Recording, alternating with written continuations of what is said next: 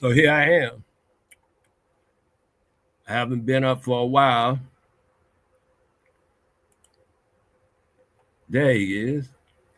So yeah, you see the title name. What's the title name of this anyway? Oh, knowledge.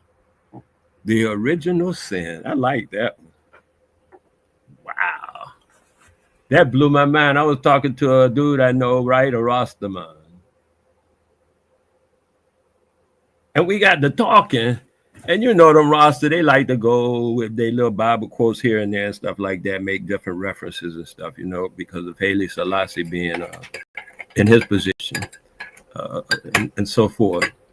And so we got to talking, and it arrived at me because I like to deal with that stuff like academically, like what it actually says, not what you believe, but what it actually says. And it says right in the paper, in the book itself, the first sin is knowledge, the knowledge of good and evil. The original sin was seeking knowledge. The original sin, are you with me? The original. When that dawned, I said, wow, check this out, because it came out my mouth and I heard it. And I said, wow, what that nigga just said. You know what I be talking. And I said, wait a minute, let me write that down, because that's the truth. The original sin is seeking knowledge. Somebody sought out knowledge and got indicted with a charge of original sin. Ain't that nothing? I was like, ain't that nothing? So now I see why a lot of people say, I don't want to know. I never understood that. When I run across people, we be talking, they be talking, or something will come up, and they be like, I don't want to know that. And I be like, you don't want to know it? No, I don't want to know. Well, I see why you don't want to know now, because of the knowledge is the original sin. That's why a lot of people get all upset at educated, whatever they view as educated people who have knowledge of something. They view them as what the name of that thing is, a sinful person, just because they got knowledge. I thought that was interesting. I still think it's interesting, but hey. So I'm having fun here, going over the reality of what reality is. And the reality dawned on me that the original sin is knowledge. Knowledge is the original sin. No wonder they say in their little rule books and stuff, they didn't want to teach people how to what they call it. They didn't want to teach what they call the enslaved people how to read, because of the knowledge. That's the original. As soon as you get knowledge, you're done with that subservient, oh, you my God, worshiping somebody because now you got knowledge, which is all they got, a little knowledge here and there, but they didn't want you to have. So now you're a child born and raised and stuff, and you don't have the knowledge. So you try to get the knowledge, and they want to deny that knowledge from you. And I'm still saying, though, knowledge is not deniable. Actually, just the avenue that you travel, just the avenue you travel for the knowledge is, something they can contain from you. But the knowledge itself is impossible to hide. You can't hide, like people say, hide the truth, seek the truth, all that kind of stuff like that. None of that stuff is real. Somebody says, oh, I'm hiding the truth. Oh, yeah, see, we got it hidden back here in this secret vault back here. And you know what's in the secret vault? The same thing that's outside of the secret vault. And it don't matter. And the biggest secret in the world is, the biggest secret, I found that out when I was young, kind of. But the biggest secret in the world is there is no secret. Watch me now. I'm talking to you directly. There is no secret. That's the biggest secret in the world. You don't ever have to search for truth. Truth is always right in front of your face. You think you got to search for truth, so you go look in here and look in there, and then you might think, oh, I heard a woman on this thing today say that she had been teaching a lie because she thought it was the truth. She been teaching. I'm a teacher, and I know what I'm talking about. I just read all these books and stuff, and I know what it is. And she just found out in the past couple of years, everything she was teaching is a lie. You get me? Because the truth is right in front of your face. You go to somebody else and ask them what the truth is. There's a little joke I learned when I was traveling in Ireland, and the guy come up, he says, what's the matter? And my man say, hey, I'm vexed with God. You know, vexed mean pissed off with God. And the guy said, why you pissed off with God? He said, because my neighbor came to my house this morning and told me that God came in his dream to tell him something about my wife. And he's coming over to tell me what God said about my wife. So I'm vexed with God. And the guy said, why you vexed? What? He said, if God got a message for me, why is he involving my neighbor in it? Why he don't bring it to me? It's my business. He got my neighbor in my business between me and my wife. What the hell does God? I'm vexed with God. See what I mean? You got to get it from somebody else. It ain't real. You got to get it from yourself. And then you will know it's real. When God talked to you, then you know, oh, yeah, God talked to me. But if God talking to him and he come and tell you what God said about what you should do about, come on, man. Well, God got selective ears. Get the hell out of here. It's all crapola. You know what I'm saying? The original sin is knowledge, so people would rather believe than know. Because belief, in that belief, you can blame other people. In that belief, you can make other people responsible for you, for your situation. Oh, yeah, well, if he ain't do me like that, yeah, well, he did that to me. And come on, baby.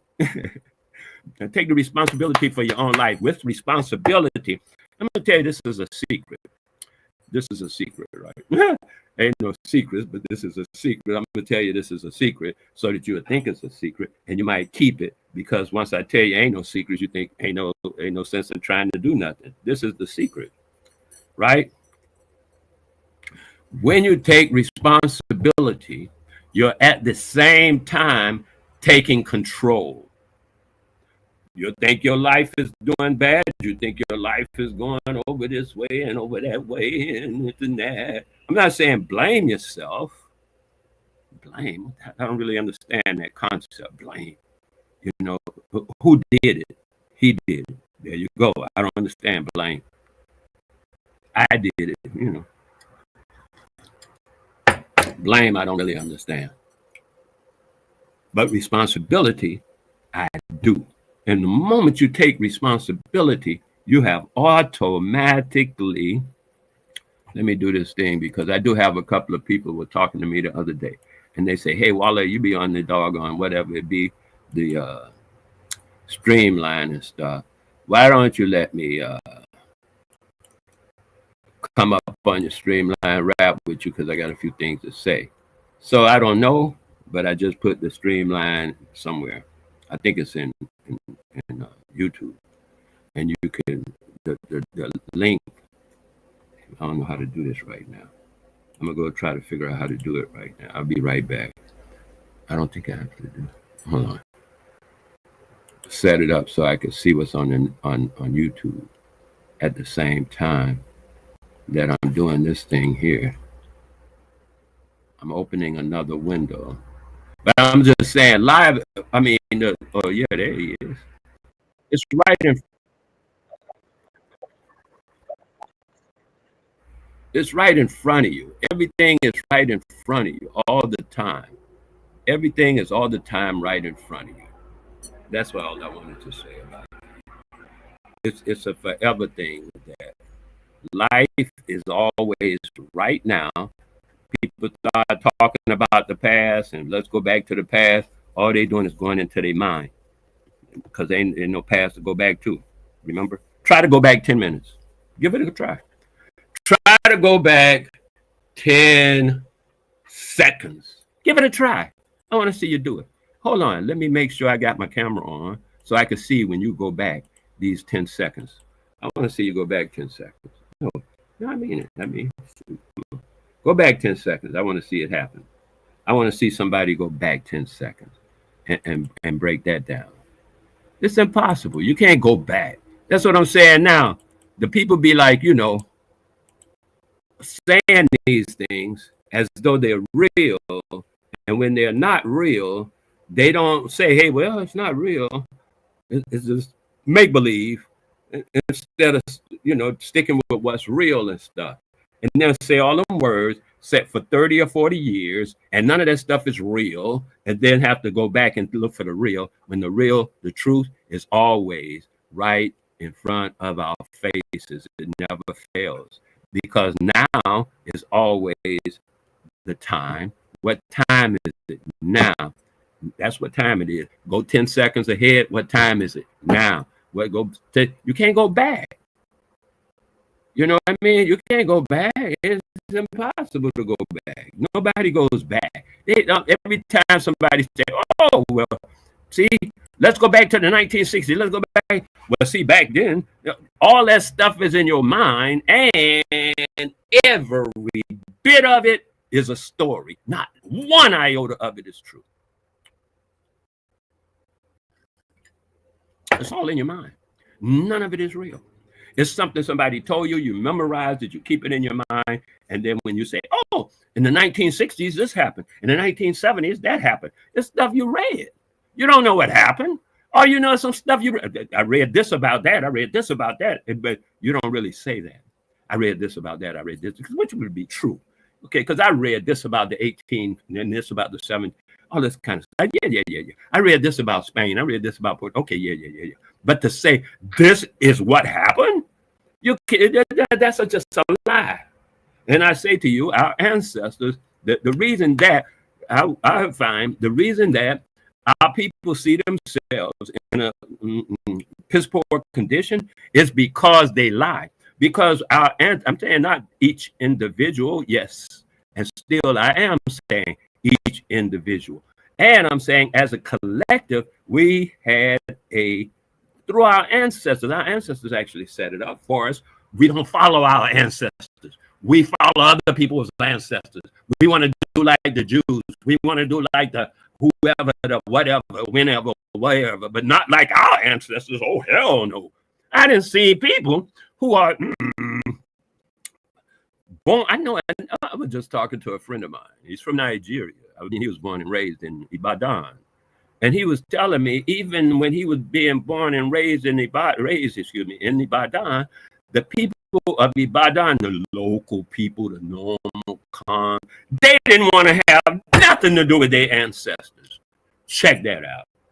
He in Africa, and they ain't want to have nothing to do with them. And then they're going to come and talk about, you ashamed of your ancestors, and you're in America. Hell no, I ain't ashamed of my ancestors, man. I'm just telling you, my ancestors are American. You want to make them African because that's something, once again, something you read. Now you want to try to force that on me and force it on everybody else, something you read. They're just silly. And then again, like I said, knowledge, though, nobody wants to deal with knowledge because, let's face it, we were taught through all those books and Bibles and religions and stuff like that, and inculcated that knowledge is the original sin. Check yourself. Do you still adhere to that opinion, that knowledge is the original sin? And anyway, the woman that, in the book, I'm just going by the storyline. At the end of the storyline, come to find out that what the serpent had told her was true. She'd be like them, because the guy said in verse 3:23, he said, we got to get them out of here. They eat from the next tree, and then they'll be like us, which is what the serpent had told the woman. I think her the character named Eve. Knowledge. It's a sin. You can never come up. They had a whole decade phase that most people don't even know about. I talk to these little children.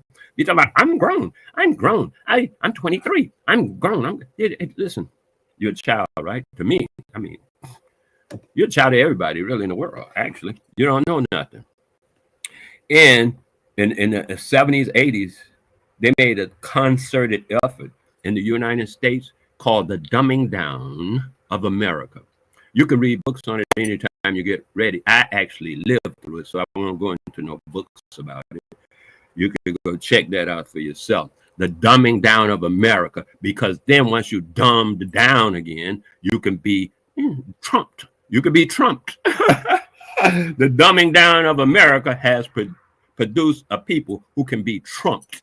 And you're being trumped out here. You how? They changed the language and the dumbing down. Now you think, okay, when you're in a democratic, I'm going to tell you how this shit goes. When you're in a democratic situation, there are no leaders. They're just representatives. This is democracy. In an authoritarian situation, there are leaders. And they lead the people, whether the people want to go or not. There's no voting involved. I'll just tell you what to do, and you damn do it. I'll get the army and go and kick your ass. That's what leaders do. But representatives represent the people and the will of the people. This is democracy. But the United States government, as it were, which is a bunch of, it has diluted itself into just a bunch of crackers doing cracker stuff. And cracker stuff is having kings. They never were what do they call that? Democratic. They never were democratic until they ran into niggers. Then they saw a semblance of community. They saw a semblance of democracy. And they are trying to, that's what the American thing is. The great experiment is to see if they can hold on to that semblance of democracy, but their DNA is kicking in. They're ready to go back to their normal, natural way of living as, leaders and killers and murderers and stuff like that. England and the rest of Europe did actually what Trump is saying that Venezuela is doing. England and them actually did. They emptied out their prisons and sent them here. They emptied out this nasty prisons and their scourgings off the street and sent them over to America.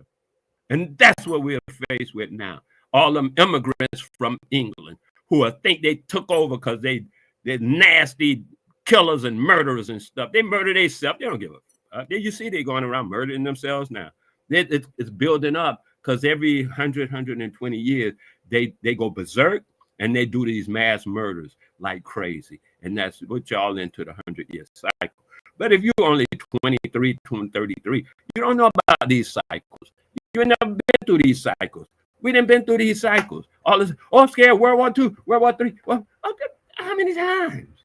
How many times have we been through this scare tactic? You don't know because you were new to here. But when we tell you, your own ancestors tell you, oh, y'all niggas don't know what y'all talking about. I don't go by those niggas. I'm going to read this book. I'm going to go check with this cracker. Show me documentation where the cracker says so. That's how y'all living in make believe. In your mind, somebody else tell you about your life and your ancestry, and you believe them and not your own ancestors. Wow. Wow, they've done a number on your whole being, your life. You think, let me tell you something. You think your ancestors were slaves? Then guess what? You are a slave. If you think your ancestors are doggone birds, then you are a bird. What else? How you gonna be something different if your ancestors are birds? You're a bird. That's why when I be seeing y'all talking about, yo, this ain't my ancestors. Do you know they coming while you saying it? I mean, their adrenaline, what they call it, dopamine, you just giving them a rush because you crying like a little girl. Talking about, man, hey, come on. And you're doing that, which is giving them a up and believing what, now they say, hey, that nigga actually believed what I just said. That about his own ancestors. He won't ask his people. He's just gonna believe that crap I told him. That is beautiful. And they you see what's happening. They killing you in the street. They done lynched 4 niggas already this year. I can't get over that. And I saw some fool on the radio talking about how some little boy was accused of a car accident. And when the colored woman got shot point blank on TV, on all the media, in the face by a cop, nobody said nothing. But you want to cry about some little base football, y'all don't want to do nothing. And as long as they can just come up and shoot and kill and murder your own children in front of your face, your father, your mother, it don't even matter. They just kill you in front of your face. And you go, well, and tomorrow you go to work. How do you do that? I don't know.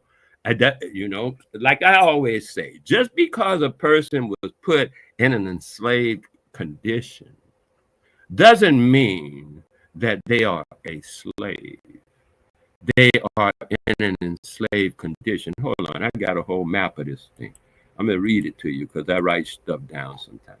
I'll read it to you because I ain't in no hurry. I'm gonna do 5 hours just for doing it. I don't even care if I'm on here I'm gonna do 5 hours. Go tell your friends, your mom, and nobody. Hang up, go away. It don't matter. I'm doing 5 hours of this, right? Right? Because I'm gonna tell you something right now. Right? A slave has given up. That's what makes a slave. You just putting the chains on a person's feet don't make them no slave. You just forcing somebody to work don't make them no slave. That's a prisoner of war. You at war with dude, people, and they capture you in the war, okay, fine. And they put you in an enslaved condition, okay, fine. You're in an enslaved position, that's true. But you're not a slave, you're a prisoner of war. The only time that you become a slave is when you accept their superiority. Then you're a slave. When you accept someone else's superiority over your life, then you are, yes, indeed, a slave. If you're just working for somebody and he talk that crap and you say, oh, man, go ahead. You ain't no slave. But the moment you say, oh, man, he this, he that, he running, he doing all this. And let me tell you something. To a slave, he thinks his slave owner runs the world, meaning his entire being and existence. The slave thinks his slave owner owns the world. That's a slave, right? Because a lot of people enslaved were not slaves. They were prisoners of war. This I learned from my ancestors. Where do you learn stuff like this from? I learned stuff like this from my ancestors, from my father, his father, my mother, my grandmother, like that. I learned this from my people, that everyone enslaved is not a slave, right? You need to know this because you think everybody's a slave. And if you're a slave, you're a slave, you're a slave. Your children will be slaves. It's in the books. It says so in the books. They say, oh, the 5th and 4th Amendment, or 14th, 13th, whatever them amendments say. Go read the stuff. No, don't believe what they say in the 13th. No, go read the 13th or 14th Amendment and see what it actually says. It still says unless. It says except, unless. It's got a caveat. It ain't get rid of nothing. It's got a caveat. Unless you do it like this, unless you do it like that, then you can do it. That's what it says in the doggone thing. And people say, oh, I got on a thing with Judge Joe Brown. And he had to admit that the thing has a caveat. And I ain't seen that nigga since. I don't know if he's sick, died, or nothing. I ain't seen him since because he knows that him and Judge Mathis and all them other judges and all them other lawyers and all the rest of them people, they know what I'm telling you now, but they won't say it because they're scared. And that's what makes a slave. And slavery was rebranded into second-class citizenship. Yeah, I'm going in on this. Yeah, slavery ain't even real. It's an idea in your mind. It's an idea in anyone's mind. How you gonna? A slave is one who has quit fighting and surrendered. You hear me? I'm putting it in the doggone chat so everybody can see it. A slave is one who has quit fighting and surrendered, right? And surrendered.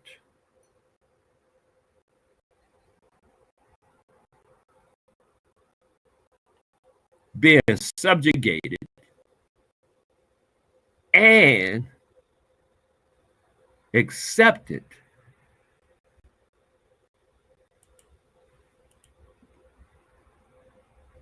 surrendered, converted, and subjugated. A prisoner of war, which are my people. My ancestors were, well, yeah. A couple of them were prisoners of war. We'll never quit fighting. My ancestors and I will never quit fighting and surrender, become converted and subjugated. Every enslaved is not a slave. Pick out and choose the words that you're saying, because in order to represent our ancestors, our true ancestors, I ain't talking about the ones that you read on the TV and stuff like that. Hold on. I'm gonna put something on my people. I want to see what he's saying. Yeah, man, it's Wale. Hey, baby, how you doing?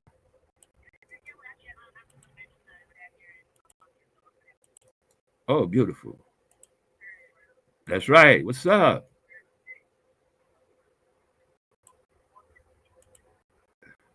Hello.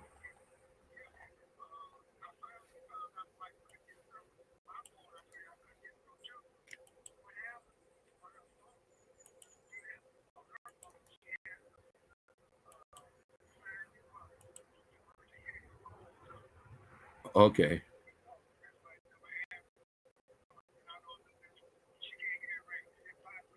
Okay. Oh, yeah. Oh, yeah, I know. Yes, Aunt Ruth. Yes. I don't know if I can pull that one off, but I be calling. Like he said, I be calling. I just haven't been able to get through. Yeah. I'll keep calling.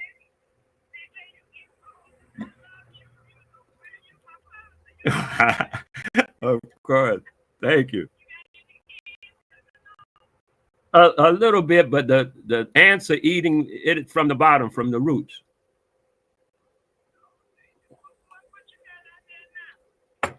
Oh, just bananas, still bananas, some sweet sop. You may not know sweet sop, and some other little fruits and vegetables like that. You know what they call avocado, not avocado, papayas. I got papayas and coconut. Okay, I'm gonna catch you though later, because now they telling me how I can reach you. Okay, beautiful.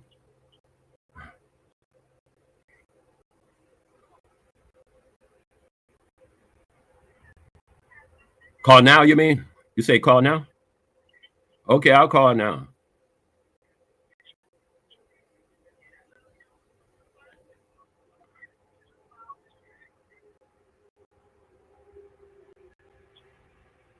So, so, so can you get through now?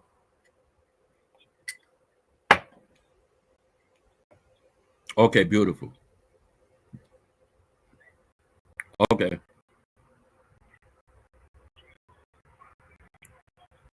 okay.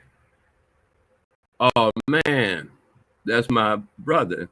He's with my aunt. My aunt is 105 years old. I get my stuff from her. I don't know where you get your stuff from. I get my stuff from her, my grandmother, my people. My aunt is 105 years old right now. I've been unable to reach her for a while because she used to live by herself up until last year. And last year she went to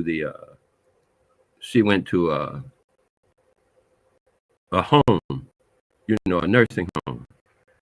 And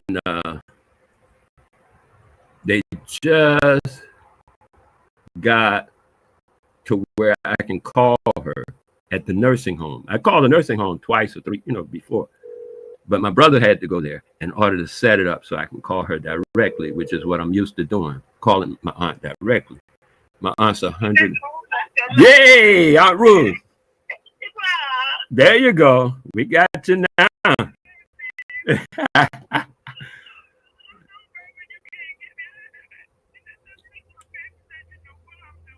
Oh, yeah. That's why That's right. I'm not worried. I'm not worried. I just like talking with you. It's not that I'm worried. And worry ain't got nothing to do with this. Yeah. Worry ain't got nothing to do with it. So go ahead and enjoy your company, and I'll get back at you. I'm going to put some credit on my phone so I can talk with you. Oh, thank you so much. I love you so much, Aunt Ruth. Be good to yourself. Okay, I'm out. Wow, that's beautiful. My aunt gave me a call. I had her on one of these YouTube things one time, and she came on to talk for a few minutes. And people were like disbelieving, of course, of all the things I was saying about my aunt and what she tells me about her life and what she knows and what she says happened. Right? I'd go by that. I don't go by a lot of books, because books, first of all, I can ask her questions. Like if she says something that's strange to me, I could say, Auntie, wait a minute. What about this? What about that? How does this go? How does that go? And she'll explain to me what she's saying. But a book now, let me tell you about a book. When you get a book and you got a question, you can't ask the book nothing. You can't ask the book a thing. You just have to accept all that crap the book is saying, or try to make up some stuff like most people. Well, see, you gotta be all these kind of ways to interpret what the book is saying instead of being able to just ask the book a question. So that I can ask my auntie a question, 105 years old, man, she's older than most of the books you'll ever read. And that's her actual life. I asked her one time, she was funny too. I said, Auntie, what's going on about this slavery thing? I'm hearing a lot about this slavery thing here lately. She said, I'm going to tell you the truth. I said, oh, that's all I expect from you, because we speak truth.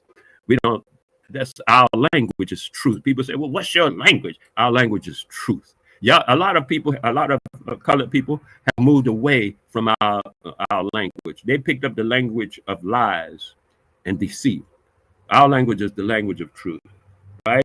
And so anyway, she told me, she said, oh, the slavery thing. She said, you know what? I never heard of that until I was in school.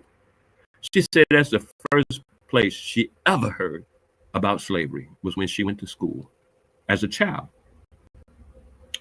No, none of the people around her, none of her ancestry ever mentioned anything about any slavery.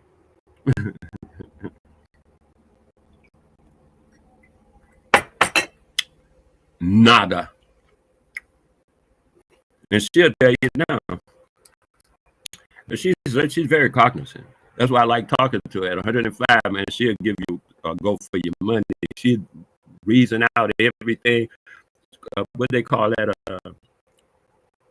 Critical thinking. She's good. That's why I like talking to her. She'll talk about, don't be worried. You're not gonna have be like, I ain't worried. I just like talking with you. So we be having fun, laughing and having fun. You know what I mean? Anyway, so that's where I get my information from. I don't know where you get yours from a book somewhere. You can ask your book question, more power to you. If you're satisfied with not even being able to ask your books questions, more power to you. If you want to take the book, go to somebody else and ask them the questions about the book. When either they just want to make up some stuff and give you that, and then there you go. Then you can go to the author of the book and ask the author of the book what the heck he was talking about, and maybe you can get some information in that way. But just reading a book, yeah, that's somebody's opinion. Every book. Did I say I was going to do this for 5 hours? Every book is just somebody's opinion. Nothing else. Nothing else exists. Every book is just somebody's opinion. Oh, beautiful. I'm good with that. Every book is just somebody's opinion. Name a book and tell me how it's not somebody's opinion. Oh, this happened. They're going to tell you about it, and that's their opinion. Oh, this happened, and they're going to tell you about it, and that's their opinion. Oh, this happened, and they're going to write it down, and that's their opinion. I read this. I read about the Anunnaki. I read about Kemet. I read about Roman and Norse stuff. That's all a book. The stuff you read. And I understand that I read about stuff too. That don't make none of it real. The thing I like is reading science and stuff, because then you have to prove it. You know, if it worked, then you say, okay, that worked. You know, like that. But all this stuff about history, and especially history, the boy said it himself. History is a lie agreed upon. Everybody knows that. How can you take it seriously? Oh, what happened in 1964? And you were born in 1988. You weren't even around in 1964. And when I tell you what happened in 1964, you tell me, I don't know what I'm talking about. I was actually around in 1964. But I talk to children. You know, they be 30-something years old. They children. And they be like, Daddy, you don't know what you're talking about. Damn, what happened? And I'll be laughing. Because I can't get into no argument with a fool. So I just laugh. You know, I'll be like, yeah, run with that. See how far it gets you. I'm running with what I got, and it's gotten me this far. Let's see how far what you running with gets you. I'm good.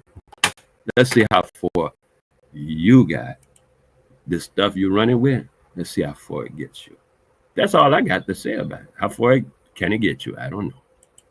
So I'm suggesting that everybody stops, stop whatever they're doing.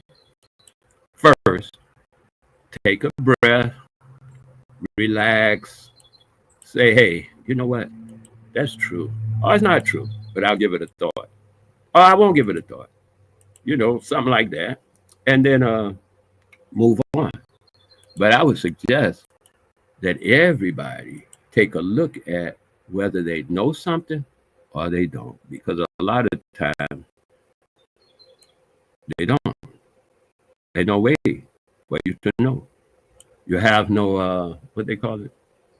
No actual evidence. You just have somebody telling you a story, and you see 5 or 10 people agree with the story. And so you agree with the story because you see 5 or 10 people agreeing with it. And that's called the theory of stupidity. It's the videos on it. Just video that on YouTube, actually. Just video the theory of stupidity. And it'll tell you when you see 10 people over here saying something that you don't know about, or that you know is absolutely wrong even, and you agree with them just because they are a majority of people, and they browbeat you into, why, how you ain't gonna do that? What kind of name you hate your ancestors, you hate yourself, you that. And then you say, okay, well, I'll go with that. And now you stupid. They stupid, and now they didn't add you to the stupidity. Please look it up. The theory of stupidity. Please look it up.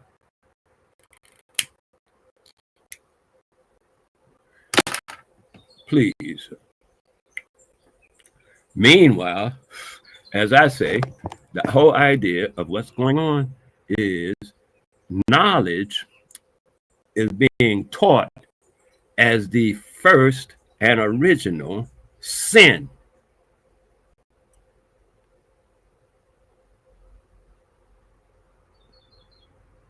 Everything after that just adds on to that concept. Everything else is on top of that concept. How are you going to get out of the original sin? Well, belief.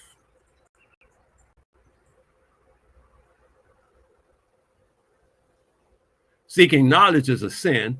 What's the antidote for that sin? Belief. Just believe. You don't need to know. Just believe.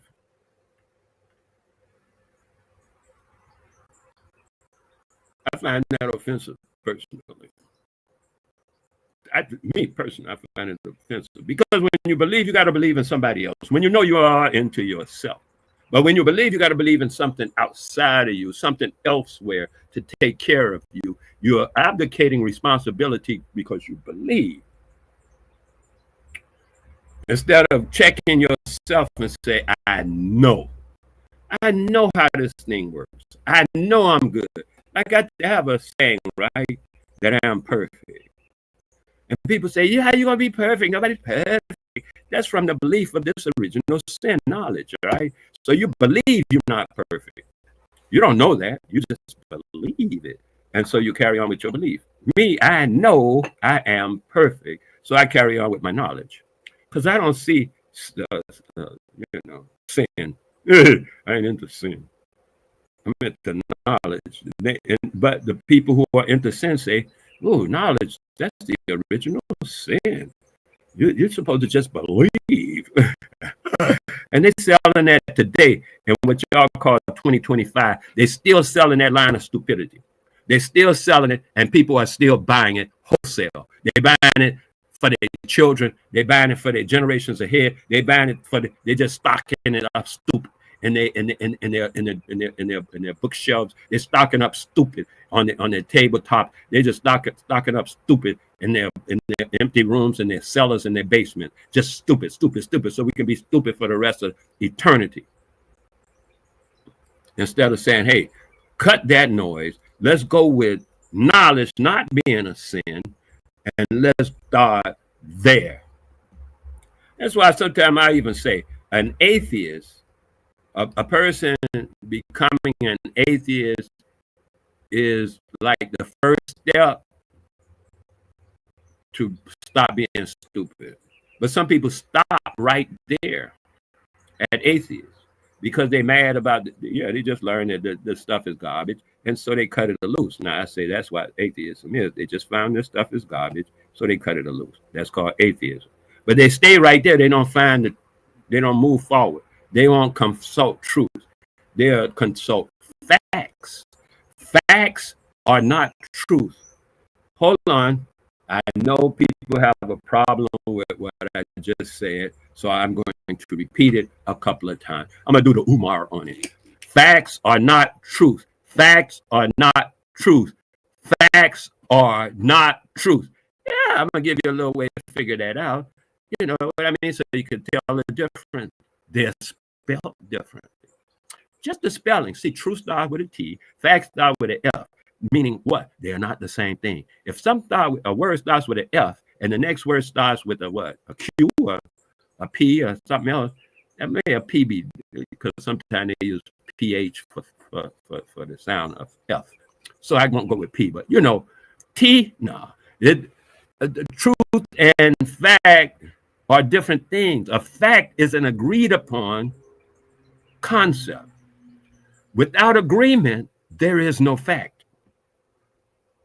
Fact is actually a case for courts where they say, okay, you agree to this as fact, and they say, yeah, I agree to that as fact. They move forward. No argument there. That's all that means. We agree. That's all facts mean. Something that people agree on. That is not truth. Truth don't have nothing to do with that. That's all in people's mind. Truth is for real. Truth is that bird, that tree. That ain't in your mind. You understand? Facts are only in people's minds. They do not exist in reality. Facts is a matter of mental agreement. Yeah, we agree on that. Okay. Yeah. Well, it's a fact. Yeah, we agree. Well, me and her agree, so it's a fact. I guess. I don't agree, but y'all agree. Go ahead with that. Make it a fact for yourself. It's not the truth, but it's a fact. Because y'all agree. And that's what fact, you look these things up. Man, I know critical thinking is not on your idea. You hear what I'm saying and you go, well, he don't know what he's talking about. Look it up. Don't just knee jerk back into saying, oh, this and that and the other and agreeing with stupid. Because stupid got you stupid. Oh, stupid got you stupid. They done browbeated you and tortured you and traumatized you into stupid. You'll say things like, your ancestors were slaves. And I say, well, then that must mean you are a slave. No, I ain't no slave, because the 13th and 14th commitment, or whatever the hell that's, y'all stupid. That's stupid. Think critically. And no, I ain't holding no shots. Well, how you going to talk to people like that and expect them to, I don't expect you to believe me. And that's the point. I don't even want you to believe me. I want you to check out what I'm saying. What belief? Who's into that garbage? Anybody that's into belief like that, they think knowledge is a sin. Get some knowledge. Check it out. That's what I do. Check it out. And even if I don't do it, you do it. Check it out. Don't be stupid. And yeah, I go hard because I've been hard. All my teachers were hard. I learned the hard way. So I teach the hard way. Some people learn the easy way. They're going to teach the easy way. That ain't the way I learn. I learn hard like I'm talking. And if you ain't on that vibe, if that ain't your frequency, it's cool, baby boy. It's other people out there saying the similar things. They don't get you to the point as quick, but they're saying similar things, and you can work with that, and they give you, you can swaze, and you know, hey, la-di-da, baby. But meanwhile, I'll tell you straight up. I'm going to tell you something else. This is how quick it is, right? This is how quick it is beautiful, right? This is how quick and beautiful it is. The easiest and quickest way to get everything that you want. Did you hear me? Because I like saying stuff like this. I have it written down somewhere, so I'm going to put it in the doggone thing, because that's what I do when I go to other people's, what they call it, I go to their YouTube, whatever, and in the chat, I be putting down the stuff that I'm putting down right now. The quickest and easiest way to get everything. Did I say everything? To get I'm going to say it fast. I'm going to ooh-my this sucker. The quickest and easiest way to get everything that you want is simply to want everything that you have. Once again, the easiest and quickest, most reliable and surest method to get everything that you want, everything that you want, bar nothing. The quickest and easiest way to get everything that you want is simply to want everything that you have.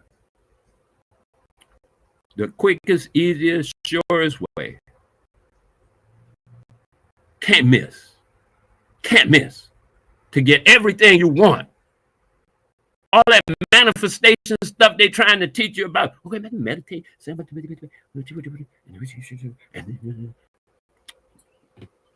I cut through all the mess. That's what I say. My point, I go straight to the point. I ain't got time for all that sweet talk. Going straight to the point. Straight to the point. The quickest way to get everything you want is simply to want everything you got. How you think you got all the things that you want if you didn't manifest it? You have to, once you get in a situation or perspective where you realize that you are responsible for your life. Not only that, you are the author of your life. You make your life what it is. And the moment you realize that, then you can also realize that everything you got is because you asked for it. You don't even recognize when you were asking for it, because it takes a while for it to actually happen from the time you ask for it. But it's here because of you. And take responsibility. Once you take responsibility for the fact that your life, whatever it is you're doing, and you're taking responsibility for, you'll start figuring out how to do better at doing it, because you're still doing it. You're constantly creating things in your life, and you don't realize those are the things you're creating. What I'm saying to you, the thing about okay, I ask you for something. Just go with me. Bear with me here for a second. I ask you for something, you give it to me. And I say, I don't want that. What happened? What am I going to do? Imagine yourself. I ask you for $1. You give me $1, and I say, I don't want that. I want $10. Tell me how you going to respond. I'm waiting. I know how I would read. I'd be like, fuck you, give me my $1 back. But you ask for whatever is in your life, appreciate it and say, wow, I didn't realize when I asked for this that I needed more. So now I'm just realize that I asked for it, and now realize that I want to ask for something more or different or whatever it is, and I'll get that too. That's just how it works. When you ask for everything you got in your life, you ask for it. Once you take that credit, once you take the responsibility, then you also at the same time have the control. Like you can't make it. I have a thing. It's physics, because all this is science. I call it voodoo. This is how I learned it. It's all called voodoo. It's a science, physics. It's a science and physics, right? And I'll tell you how. Okay, here it is. In physics, I'll write it down so everybody can get an idea about what it is. I'm putting it in the chat, right? Here it comes. In physics, in physics. Physics also states, in order to make a deep and lasting impression, this is physics. In order to make a deep and lasting impression, one must at the same time make a deep and lasting depression. Bada bing, bada bong, baby. That's how all day long. That's how it goes. In order to make a deep and lasting impression, one must at that very moment make a deep and lasting depression. It's physics, simply science. So I tell you, when you take responsibility for your life, at the very same moment, you are taking control of your life. It's so beautiful. It happens simultaneously. And it's so easy. People think it don't work. Life is easy. They tell you it's hard and it's difficult and you got to get sorrow and misery. No, it's not, baby. That's not what you asked for. If it's what you asked for, you'll get it. But it's not what you asked for. All I'm saying to you now is to change your perspective. You know what? People usually have what I call a conscious seat. This is where they sit and they believe where they're sitting, their perspective from where they're sitting is their life, is them, right? But it's really a perspective, right? My mom taught me this because my mom was short. And so sometimes in the house, she would ask me to look up on the top of the kid because I'm taller. And she would ask me to look on the top of the cabinet and tell her what's up there. Because from her perspective, she couldn't see it. And that's how I started realizing perspective. You can't see it, so to you, it's not there. I work this with my children and see them little children grow up and their perspective change as they grew up. It was a thing here they couldn't see on top of, but as they grew up, they could, and their perspectives would change it as they grew up. And I'm telling you, this is the matter of perception. Perception, I mean, yeah, perspection. Where you at, and then conscious seat. Most people's conscious seat has them in the thing to say. Knowledge is a scent that sets your conscious perspective at a certain place. Now, what I am attempting to do is to get you to move your perspective around. Some people say their perspective is here. I don't care where it's at. What I'm getting you to do is massage it and move it around. I suggest very strongly that anyone does this periodically. You don't even have to do it through your vocal cords, but at first it's good to start there. I do it now just through my conscious awareness. But what happens when you do this vibration, it vibrates the cranium. Mm. And what happens is it's soft shaking that resets the inside connection, because the inside connections have become stagnant, and they're not supposed to be stagnant. They're supposed to be able to move around. But because your concept and your perspective stays in the same place for years and years and years, it doesn't move, and it gets atrophied.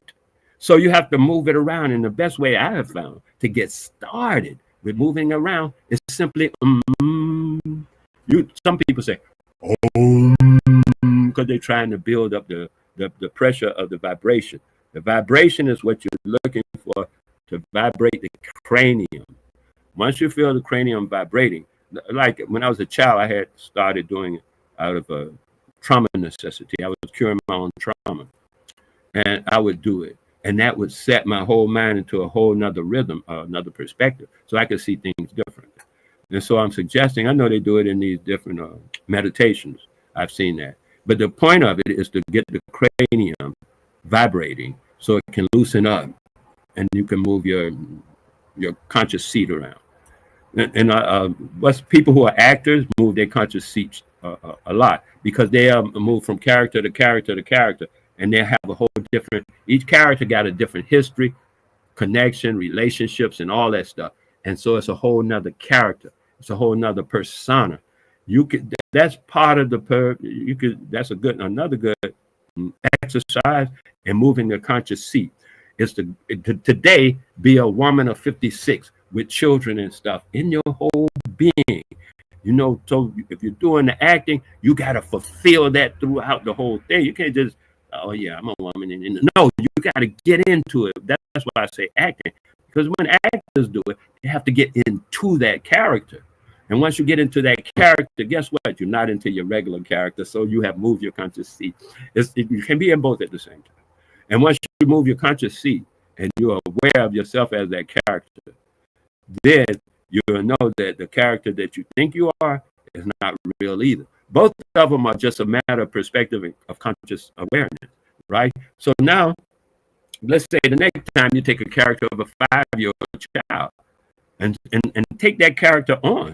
I mean, for real. There's another, I don't recommend it, but it's another way to do that. The ninja, no, the samurai. The samurai teach doing that through death. So you die every day, you die a different death. Every day you die, you got to get into it, or you have to be into it. You have to be bleeding out. You have to be suffocating. You have to be hanging. You have to actually be in that character. It takes a deep amount of stuff, but once you do it, things are different. Because you move your conscious awareness from a set perspective to another perspective. And that's all that's happening in this whole entire thing is your perspective and your awareness. If you're not aware of something and it happens, then it becomes aware to you when it occurs. Most of the time we sit in reaction. I saw a guy's thing, what do you call it? Neither here nor there, I think is the way his title go for his YouTube thing. And he puts it nicely, I think. And he has a lot of people following what he's saying. But like I say, he puts it nicely. I am not into nice. I put stuff hard. So, but what he's saying is simply this. Everything is a matter of how you see it, from what perspective, right? And if you assume that it's going to be bad, you're right. And when you assume that it's going to be good, you're right. That's beauty. That's the beauty of this whole thing. Either way you determine it, you determine it. Either way you determine it, you determine it. It's up to you. I say this thing here, watch me. I say this thing here, I am perfect. Perfectly me. Most people can't say they're perfect. Of course, because they caught up into that original sin and whatever the rest of that noise go with. I am perfect. All right. This is my perspective. I am perfect. Perfectly me. No one can be me more perfectly. Again, I am perfect. Perfectly me. No one can be me more perfectly. I want you to say it. Try it. I got one guy that said one time, and I mean, I was on somebody else's stuff, location or whatever. You know how this goes. And I had put it up, and Wale, why you put that up? Talking about you perfect, ain't nobody perfect. So I went on the panel and spoke with him for a few minutes. Oh, who that? I went on the panel and spoke with him for a few minutes to see what he had to say. And as we were talking, I put up this thing here. I just put it in the chat. I am perfect. Perfectly me. No one can be me more perfectly. I am perfect. So I told my daughter, she's the one that got me up here on this thing, because I was cool not saying nothing to nobody, man. Because I don't like people telling me, being disrespecting themselves. I don't like putting people in a position where they can disrespect themselves. Now, when I put them in a position like I be talking and they start talking at me like they're trying to disrespect me, what they're actually doing is disrespecting themselves. So I attempt to not put them in that position to where they are disrespecting themselves. And so I was leaving people alone. But some people would come to me and ask me questions. Some people would come to me and say they want to be my student. And when they come to me like that, then I'll talk to them, because they won't disrespect themselves. But people who are just out here and I say something, they go all nasty and viral, and how people do, then they are actually disrespecting themselves, because it's impossible to disrespect me. I have so much respect for myself. I need no respect from any other. I have so much respect for myself. I need no respect from any other. You hear people saying, "Oh, you're going to respect me?" Psh. You do your thing, baby. I say to you, respect yourself. Respect yourself. Respect yourself. Don't respect me. I got enough respect. I already respect myself. I don't need you to respect me. What I suggest, though, is that you respect yourself. And when you find yourself attempting to disrespect me, I guarantee you're only disrespecting yourself. Because that's all it can be. Those are your actions. Hey, that is your behavior. It can only be you disrespecting yourself. It's your behavior. And when that's your behavior, that's what you're doing, disrespecting yourself. Thank you very much. Now, understand me when I say this to you. I realize that in this, let's call it a matrix at this time. That's what the woman called the matrix, or whatever you want to call it. In this reality,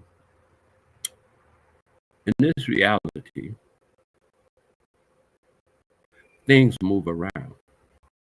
And they must move in order to create different situations and perspectives. Sometimes we are part of that moving around and we don't even know it.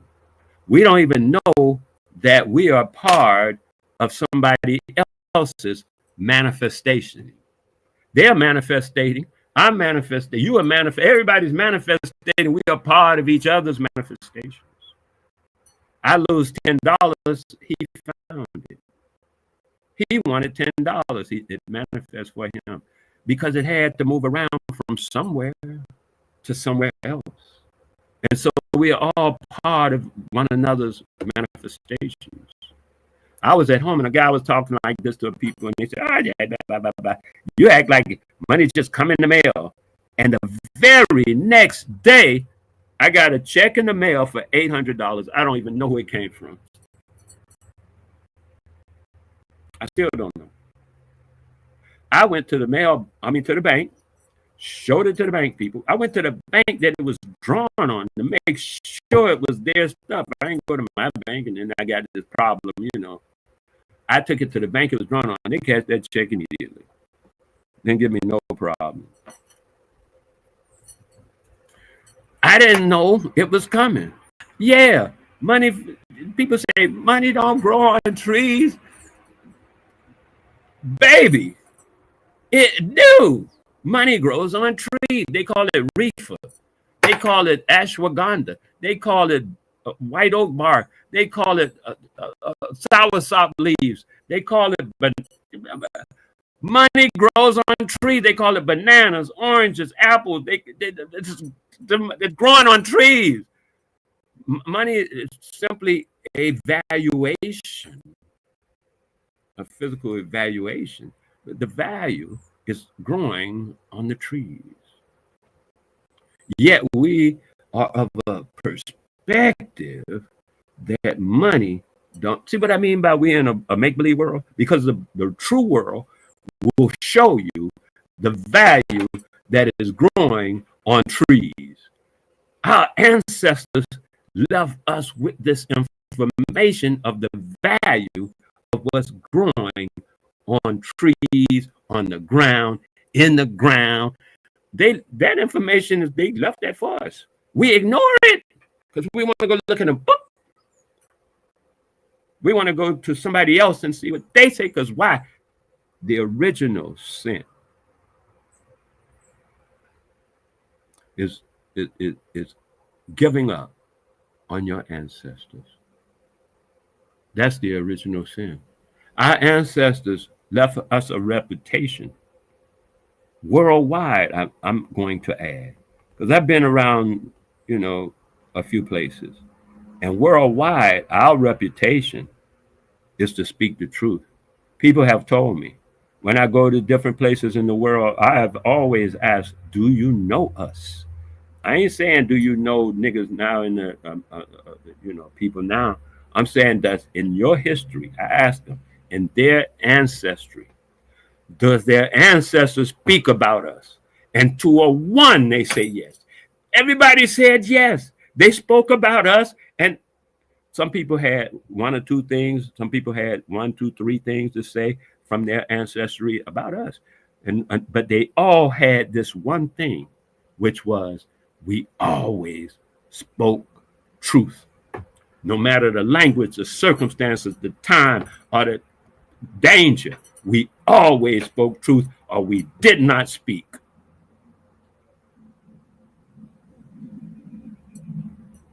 You hear some torture people and torture scenes and torture movies or whatever. Can you get him to talk? Because everybody knows once a nigga start talking, he must speak truth. So our reputation is right in front of us, and we don't even know it and recognize that this is our reputation. And so we've abdicated our ancestry. And now we lie on occasion for no reason. We just be lying. Yeah, well, this happened in 1864. You don't know that. You lying. All you know is you read a book about it. You weren't there. What the hell are you saying? See, our ancestors would get rid of stupid. By following our ancestors, we automatically move the theory of stupid out of our lives. But without adhering to our ancestry, which I do, every morning I thank my ancestors. Man, I don't know what y'all do, but every day I'm thanking my ancestors every moment, because they presented this great thing to me called life. And life is to be enjoyed. I have found out, I have deduced, I have figured it out how to enjoy life. It's just that simple. Man, they tell you, oh, life is drudgery, life is misery, and then you'll get to it's crap. Life right now is fun. It's a joyride. It is for us to enjoy. I was born to enjoy life, not to go through no misery. That's somebody else's thing. Yeah, I mean, maybe humans or something. I ain't into that. That's why I say the reason I was telling you about other people have manifestations also, because a lot of times we think we are not perfect because we make mistakes. You want to do this, or you tried to do this and it went that way. Sometimes I'd be mad at myself. I'll get some, I get, I'll reach for the peanut butter and I want the smooth and I'll get the chunky. That's a mistake. Yes. Okay. Even my mistakes are perfect. This is what I had to figure out. I said, well, because I talked to my daughter, like I said, and we talk about things. She said, well, what about mistakes? And I thought, well, mistakes, I never thought about that. Let me see. I thought about it a few minutes and realized that even my mistakes are perfect. What's perfect to me and what's perfect to reality is different. Let's say, this is the biggest problem that we have as people. We think the creator messed up. We think that the creator screwed up. No, that's some storybook God. He messed up.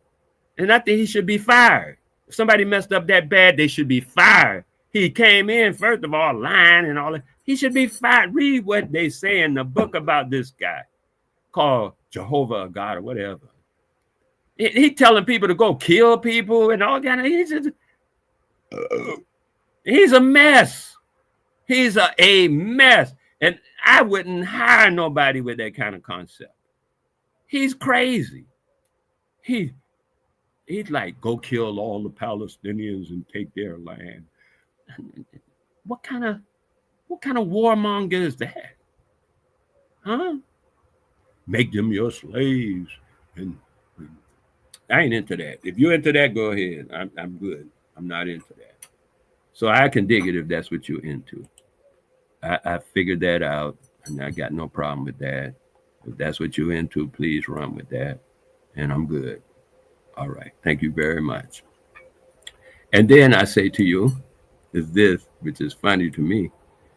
We have all the time in the world by going day to day, because I don't see it as 2025. I see it as today, right? So what we're looking at is when you can say that you're perfect, even with the knowledge that I am perfect, I'm perfectly me, right? No one can be me more perfectly. This is true. And the guy that I spoke to, he actually was able to say, oh, I can reason that. You're correct. This is the next part, because the part that comes up when people say about mistakes. And this is the part that I mentioned somewhere else where I was delineating the difference between words. There's a difference between God and creator. Once again, let's start by the first letter. God starts with a G. Creator starts with a C. See, they're different. First of all, admit that. They're different. Okay, please, just let's not waste time being stupid. But those are two different things. God is over here, creator's over there, peanut butter sandwiches over here, onion slices over there. Things are different. These two things are obviously different because they are even spelled differently. When you say them, they don't even sound alike even. So let's stop playing games, right? I am perfect. And I was created perfect in this perfect creation by a creator who creates all things perfectly. Now, in the belief systems, they tell you nothing is perfect. In the belief systems, they tell you nothing is perfect. In the belief systems, they tell you nothing is perfect. In the knowledge systems, we tell you everything is perfect. There is no imperfection. Your mistakes are perfect because your mistakes are part of the perfection of the creator who created you perfectly. And now that creator is using you and you don't even know it. to create something else. And you were trying to do this, and the creator had you do that, and to you, you think it's a mistake. To you, you think you know more or a better judge of something than the creator is. Don't do that. No one is in that position that I know of to be a better judge than the creator of what is. When the creator, you reach for the peanut butter smooth and you get the chunky and you get all the way home before you find out, you can take it back. Or you can do whatever. It don't really matter. You did that at that time because the creator had you do that. The creator got all this stuff growing, the trees, the thing, the stars, the moon, all them planets going around and doing all their thing, all this stuff going on. You couldn't even conceive of the consciousness that it takes to do none of that. Fuck all of that, none of it. You don't even know what's going on in your own body. Stop for a moment. Is your heart beating? Yes. You don't have nothing to do with that. Your consciousness is not even aware. Are you breathing? Yes. You ain't even aware of that. They don't need you. Your body don't need you. Matter of fact, you the one make it sick. You the one that be screwing it up. You spend your time worried about this, worried about that, making your body all sick. You're the one doing that. The body's just functioning. The liver's function doing what it's doing. You don't even know what the hell the liver's doing. You don't even know. Most people don't even know that there is a lymph system in their body. They know about blood, but they have no idea about lymph. It's a whole system, just like you got a blood system, you got a lymph system. It goes throughout the whole body the same way. It's just as crucial, if not more crucial, to how to the quality of life. And nobody even knows. I mean, some people don't even know it exists. You don't need to know for it to exist. We think we're in control of stuff. We actually ain't in control of that. We're in control of what I've been telling you we're in control of, which is our life, our perspective. Try working on that. You're trying to get him to do this. Why are you trying to get him to do that? He gonna do what he do. Why don't you get you to do something? And then you do what you do. And then people will see what you do, and maybe they'll do it. But maybe they'll do it too, because they say, damn, look at dude, he's doing that and that's working. Maybe I'll go and check it out and see how to do that. I mean, maybe. Just saying maybe. So I'm suggesting to everybody that they adopt a concept that they are perfect. From that perspective, it's starting out. You got a better go than I'm all screwed up. I'm full of sin. I'm miserable. Life is miserable. Why do you think your day gonna work out? You starting from that point. Well, I know they say when you start from the bottom, everything is up, but you don't have to start from the bottom, do you? And so what about up? I'd rather start at the top and, never make it to the bottom. Anyway, I am perfect, perfectly me. No one can be me more perfectly. I am perfect. I want people to say that they are perfect. Once you can say you are perfect, you have put yourself in the power that you really stand in. You have put yourself in the power that you have been pissing away on the ground like it ain't nothing. You have put yourself into a power of your reality. And now you can take that reality and that power and utilize it. But as long as you are saying that I'm just human. I ain't no human. Because humans are notoriously imperfect. We were told we weren't human by humans. They made it up. They say they're the humans and we are not human. And I say to that, you're right. I am not human. Oh, they don't treat me like a human. I ain't having nobody treat me like nothing. You behave, I behave. Nobody treating nobody no way. I don't treat you. You don't treat me. You behave, I behave. You want to behave badly, I have a choice. I can behave badly too, or not. It's up to me. I don't. You can't treat me. You can simply behave. That's your business. You're behaving badly. Even if you're shooting a gun at me, that's your behavior. I have to deal with your behavior, yes, but you're not treating me.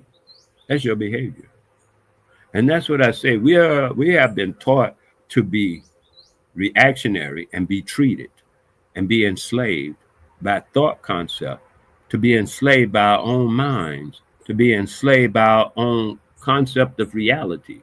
That's what enslaves us. Nothing else. Nothing else can. Nothing else can.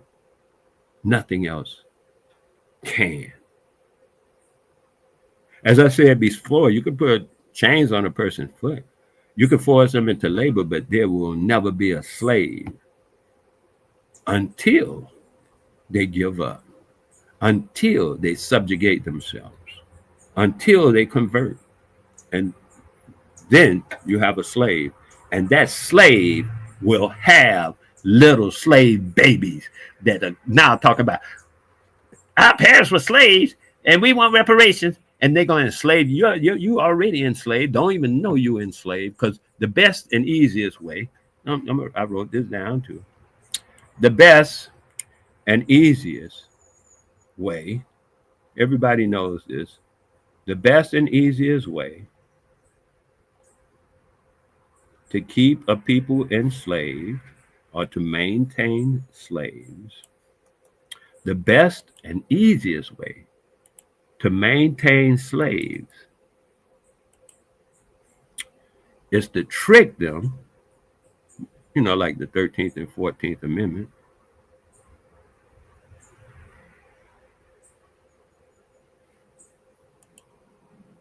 Mm-hmm. Usually means the First and 13th Amendment when people say something. Oh, okay. Maybe that's it. Let's see. Rejected. YouTube won't let me put the thing up. I have to put it up over here. Let's see what happens this time.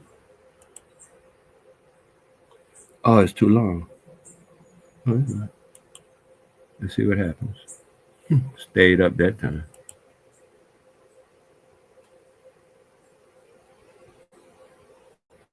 The best and easiest, quickest way to keep, the best way to maintain. Oh, they took it off. They took it off. YouTube won't let me write this little statement. The best and easiest way to maintain slaves and slavery is to trick the slaves into thinking that they are free. And YouTube won't let it stay.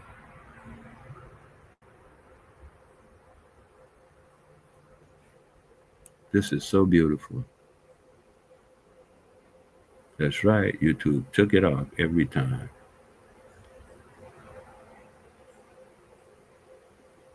The truth is barred from reality. See? The truth. We all know the truth. The best and easiest way, I'll show it to you.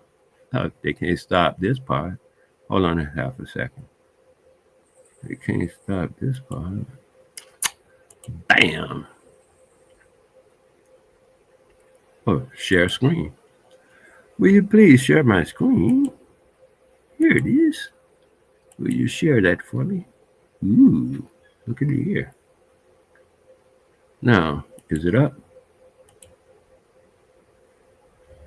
I put the share screen thing. Is this it? Oh, that's okay. I'm gonna find out how to put this up in a minute. I think I got to go to smaller writing. I got the writing too big. Yeah, that's what's happening. Bam. Let's see what happens. Yeah.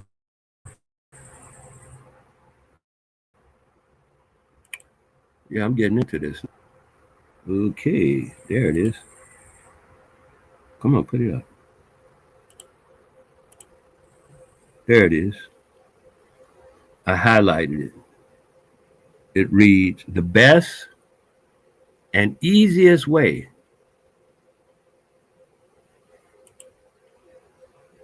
to maintain slaves and slavery is to trick the slaves into thinking that they are free, even under enslaved conditions, right in your face. And they took that out. YouTube won't let me print that on the YouTube. That's how great this is. You want to know great? There you go. They letting you know. Right there. The best and easiest way to maintain slaves and slavery. I'll make it bigger or not. Here, let me make it bigger. No, I won't make it bigger. Make it bigger. Where are the numbers? Here we go. Make it bigger. Yeah, make it bigger. The best and easiest way to maintain slaves and slavery is to trick the slaves into thinking they are free. That's what the 13th and 14th Amendment are about, tricking the slaves into thinking that they are free. Even under enslaved conditions, because they what? They have changed, they rebranded slavery. I got that too. Wait, give me a second. They rebranded slavery into second class. It's still the same thing, but it's just rebranded into second class. And people say, "Oh, slavery over." They rebranded into what's called second class. Y'all go with second class, but you won't go with the word. They just changed the word. The actual thing still exists. The actual way they have people moving around still exists. The actual way they're controlling people still exists. They just changed the word. It's a trick. That's what I was saying. It's a trick. Freedom is freedom. Freedom is not a gift that one people can bestow upon another. Freedom don't function like that. Hey, CKJ3. Glad you showed. Glad you let me know you were there, man. That you're here. Freedom is not something that one people can bestow upon another as a gift. Your mind is enslaved. Nobody can bestow freedom upon an enslaved mind. You have to free your mind. You have to free your mind. No one can do that for you. They can talk to you. You can get psychiatrists all day. Psychiatrists are going to sit down and listen to you, because they ain't going to free your mind. They'll sit down and listen to you, try to ask you questions, and hopefully you'll free your own mind. Because no one can free your mind. No one can give you freedom. The only thing people can give you is allowance, not freedom.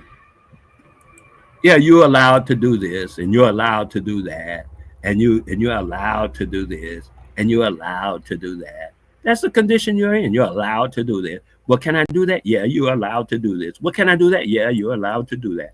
But I want to do this. No, you're not allowed to do that. See, because that's all they can give you is allowance. No one can give you freedom. You have to take freedom. Freedom must be taken. No one can give that. No one can give freedom. They can only give allowance. Yeah, you can do your thing and I won't bother you. You do your thing, I will bother you. That's the difference. They know there's no difference except those. Those are the only things that's happening. You do your thing, I won't bother you. Now we're going to call that somebody giving me my freedom? That's bull crap. You can't do that. I was free when I was born. My parents gave me my freedom at birth. But we are willing to believe that somebody can bestow freedom upon you. That's what I mean by we're not really taking stuff into reality. We're going by belief. What does that even mean? You never gave it a thought.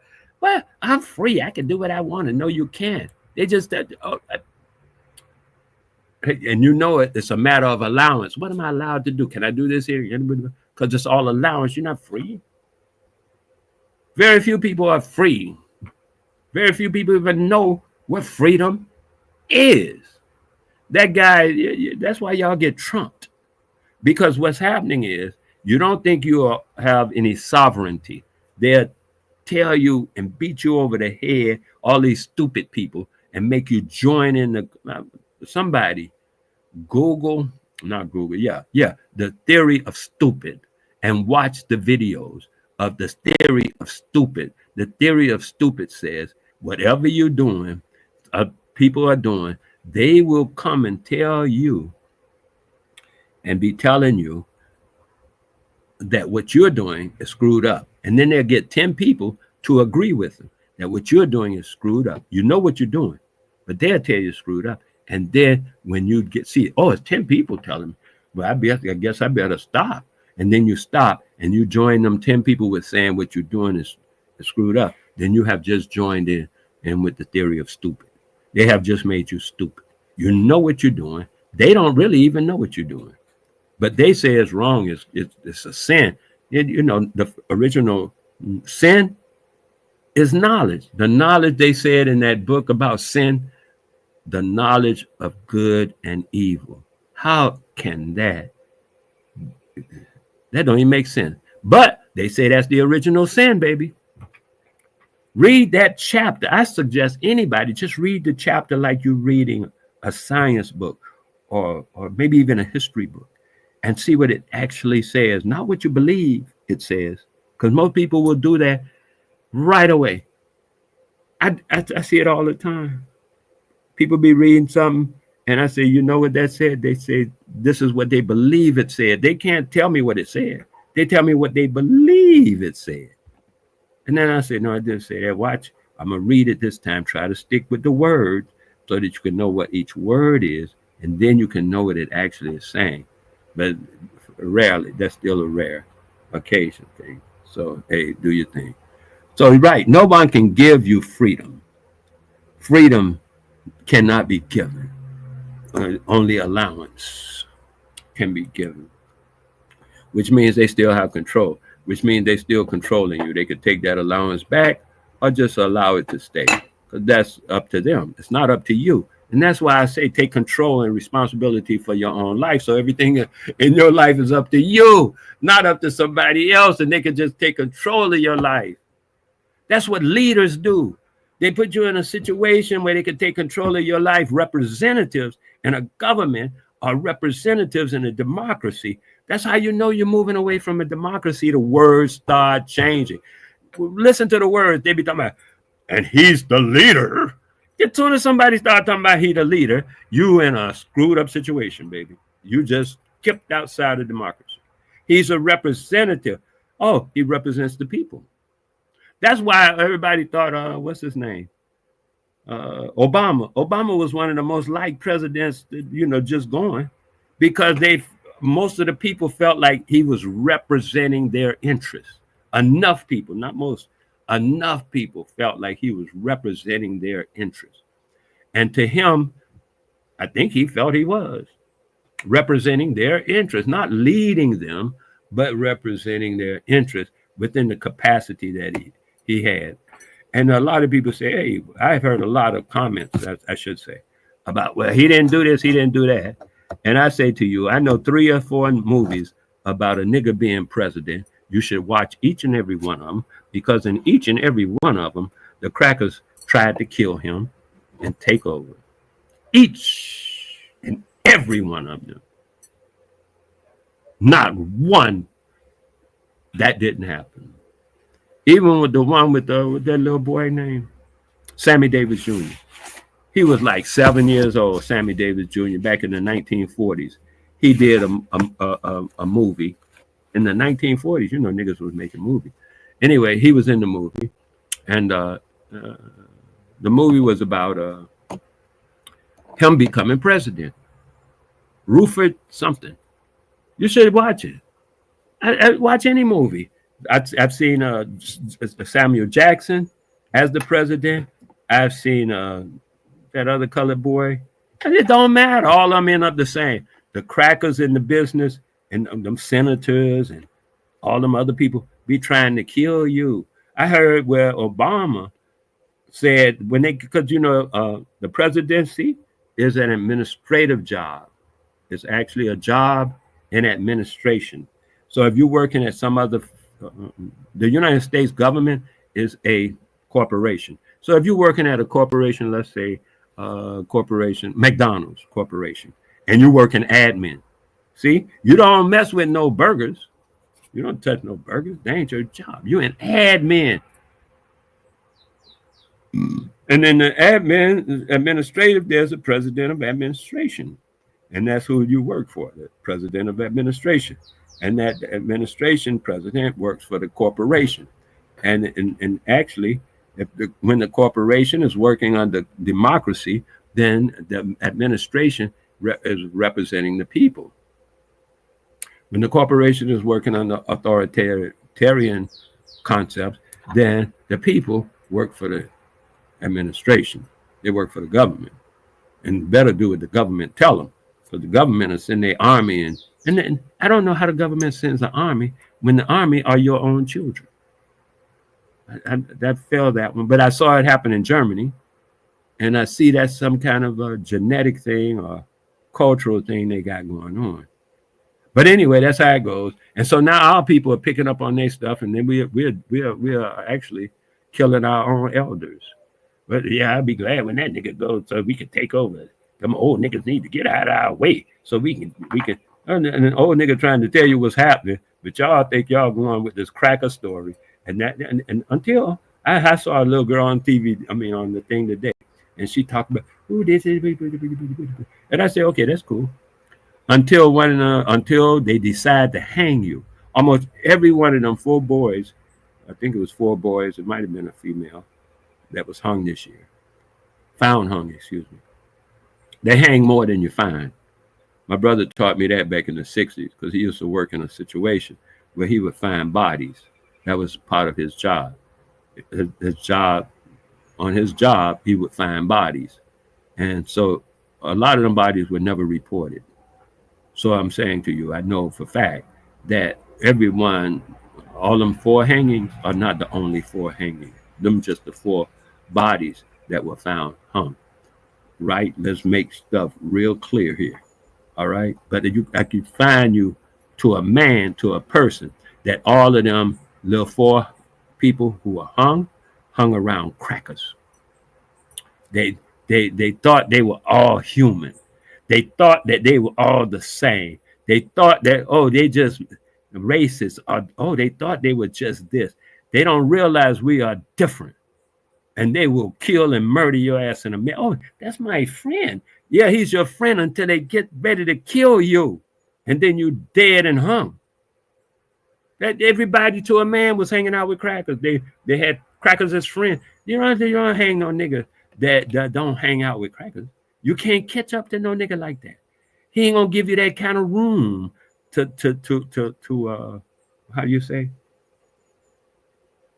Betray him in that manner. Because he realized you ain't his friend.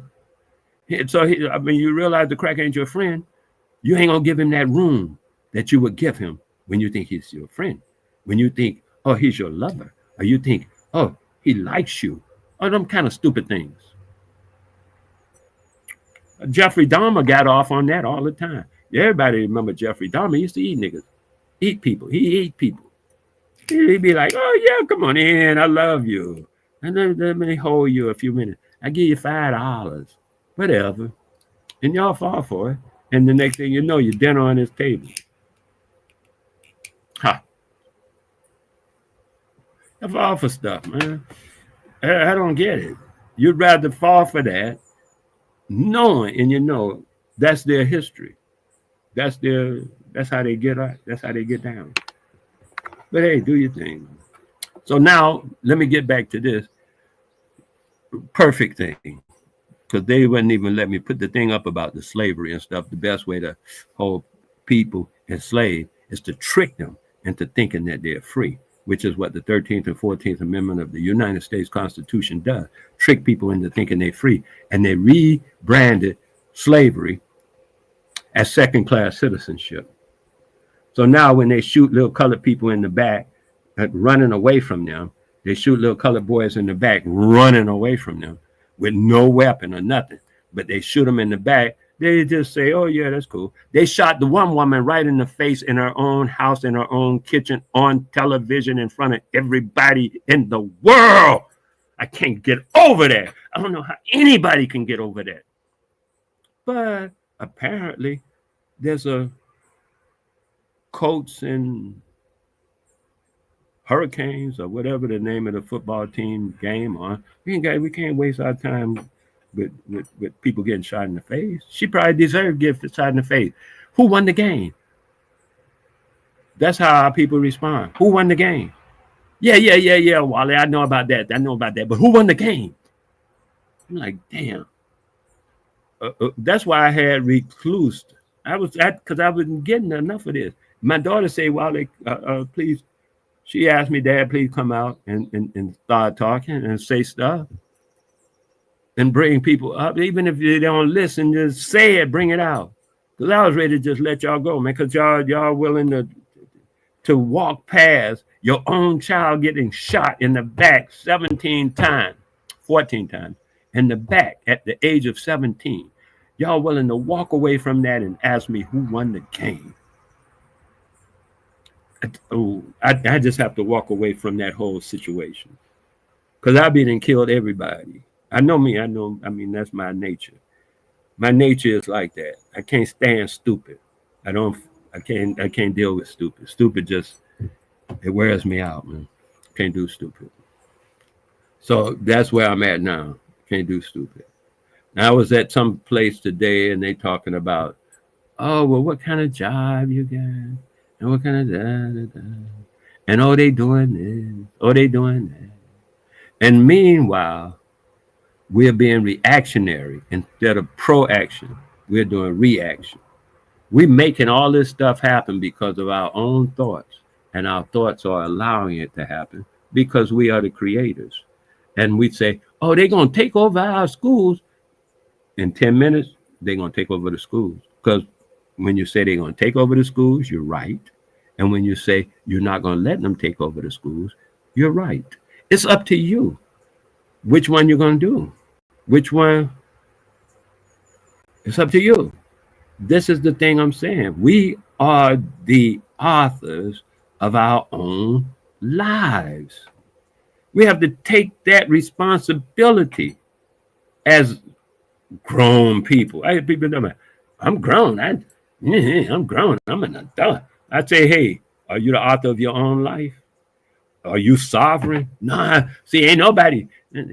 See, that's stupid. That you ain't grown. You're just a big person. But you ain't grown. Grown people, adults, realize that they are sovereign. You have to. That's part of being an adult. If you don't realize you're sovereign, you ain't no adult. You're a child. You're a ward of the court. You're a ward of somebody else. When you're not sovereign, you are a ward. Just check this stuff out. When you're not sovereign, you're a ward of something else. The reason a church or anything, and the reason a state or anything, a town, whatever it is considered, or a nation is considered sovereign, is because it is compiled of a lot of sovereign souls who lend, L-E-N-D, who lend their sovereignty to the government. The government can't take your sovereignty, baby. The government ain't even no government if nobody lends their sovereignty to it. Government is people. Try to have a government with no people. See how this shit work out. Government is people. We talk about government. I hear people talk about government. We talk about government. I'm talking about people. They talk about government. They talking about the doggone corporation. You ain't gonna be able to deal with no corporation. A corporation is a corpse. It's a corpse, C-O-R-P-S-E. corporation, C-O-R-P, corpse, meaning dead thing. Corporation is a corpse. It's a legal zombie. It's a legal zombie. A corporation is a legal zombie. Any other definition is stupid. A corporation is a legal zombie. For instance, 3 people can form a corporation, 2 or more, 3, whatever. You form a corporation, it's 3 people, right? And let's say the corporation McDonald's, right? Now, let's say McDonald's, the corporation, kills people. 8 people died eating McDonald's, right? The 3 people who make up the corporation of McDonald's never feel any of that heat. Now, if them 3 people had killed somebody, they would feel all the heat. But the corporation, which is their legal shield, and that's it, I say zombie, because a corporation in the United States is a person without a body, no blood, it doesn't breathe. Yet, legally speaking, in the United States, a corporation is a person. A thing that doesn't breathe. You cannot kill it. You cannot put it in jail. That's a zombie. And the United States government considers a corporation legally a person, a thing that it's a thing that cannot be killed. It can hire and fire. It can pay. It can kill. It can do all kind of things. This zombie.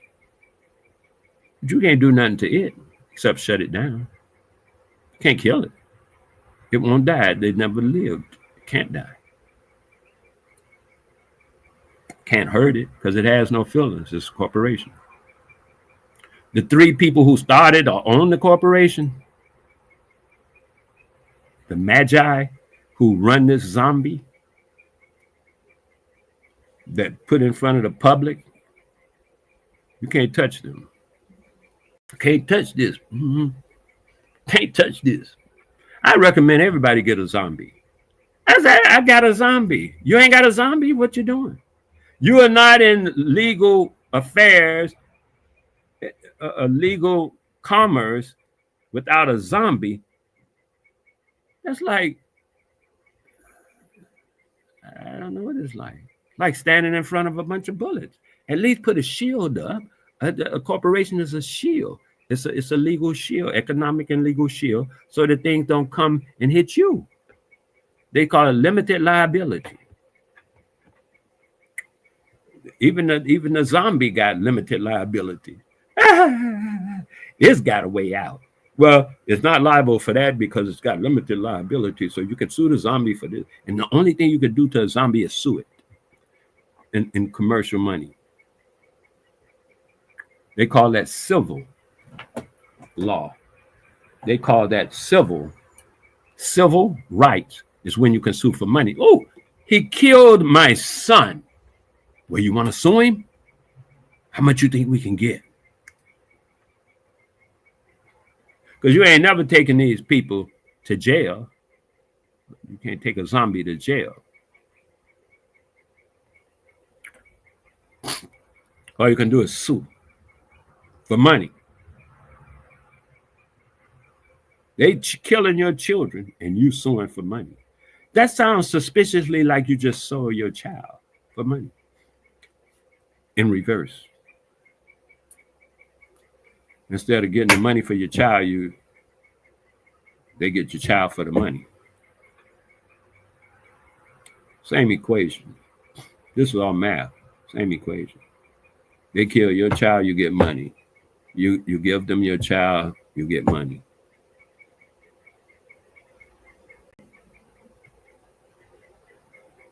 They're paying for you, child. Your child has been reduced to a thing, and you missed the whole game. Talking about you got civil rights. Civil rights is a matter of a court case. Civil rights is not a matter of freedom. That's why I say when they started doing that Civil Rights Day, I was saying it at the time when they were doing it. You know, I was alive then. You weren't even, anyway. I was alive then when they were doing the civil rights thing, and I was saying at the time, screw civil rights. Anybody interested in no civil rights? We're into our freedom rights. All the people who are around in where I was at, all the signs they had during the marches and stuff said freedom rights.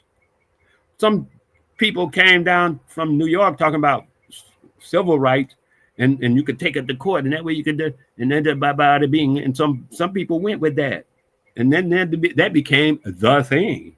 And I keep saying that is not the thing. Don't you see how it ain't working?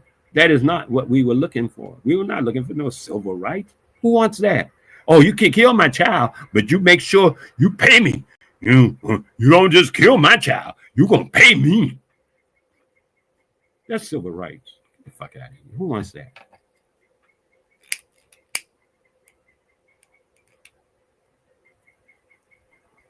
We were into freedom rights where you don't be messing with my children. My children are free. You don't bother them. You leave them alone. You kill mine, we into eye for an eye. This is freedom. You decide what you're going to do. I heard a little brother lately here, and I know it's not politically correct, especially in this authoritarian environment that we find ourselves in at this time. But this is not the first time for me to find myself in an authoritarian environment. So, I'm used to these cycles. I've seen how these cycles work out, and they pan out, and then they go away, and then they come back. And they're all nothing but cycles. A lot of young people don't know cycles. I know cycles because I've been here long enough. My aunt is 105. I told you, I was just talking to her earlier while I was on this program. She knows cycles. And so that's a whole nother thing. When I talk to her, she's talking even deeper, more cycles than I know. So I'm listening all the time to see what she's teaching me, because every word out of her mouth, I take it as a lesson, right? Yeah, I don't know what y'all do, man. Y'all listen to the old people and be like, oh, yeah, they old and crazy. Because you think I don't know what the hell you think. I ain't even dealing with it no more. I don't care what you think. I'm telling you what it is. You either accept it or don't accept it. You want to argue about it? I don't care to argue. I don't argue with people. I either tell you what I'm doing and you accept it or not, and I'm cool. You want to ask me about it? Let's go. I answer all the questions. You got a question? I'll answer it. That's a known fact. I will answer your question if you got one. Nobody has to play with that.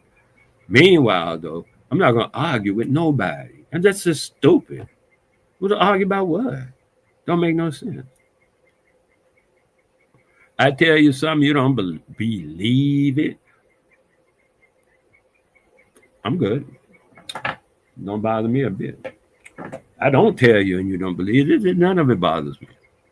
I'm doing my life, right? I have to keep myself up. So when we have leaders and not representatives, we are into authoritarianism. When we have representatives and not leaders, we're into democracy. Our people through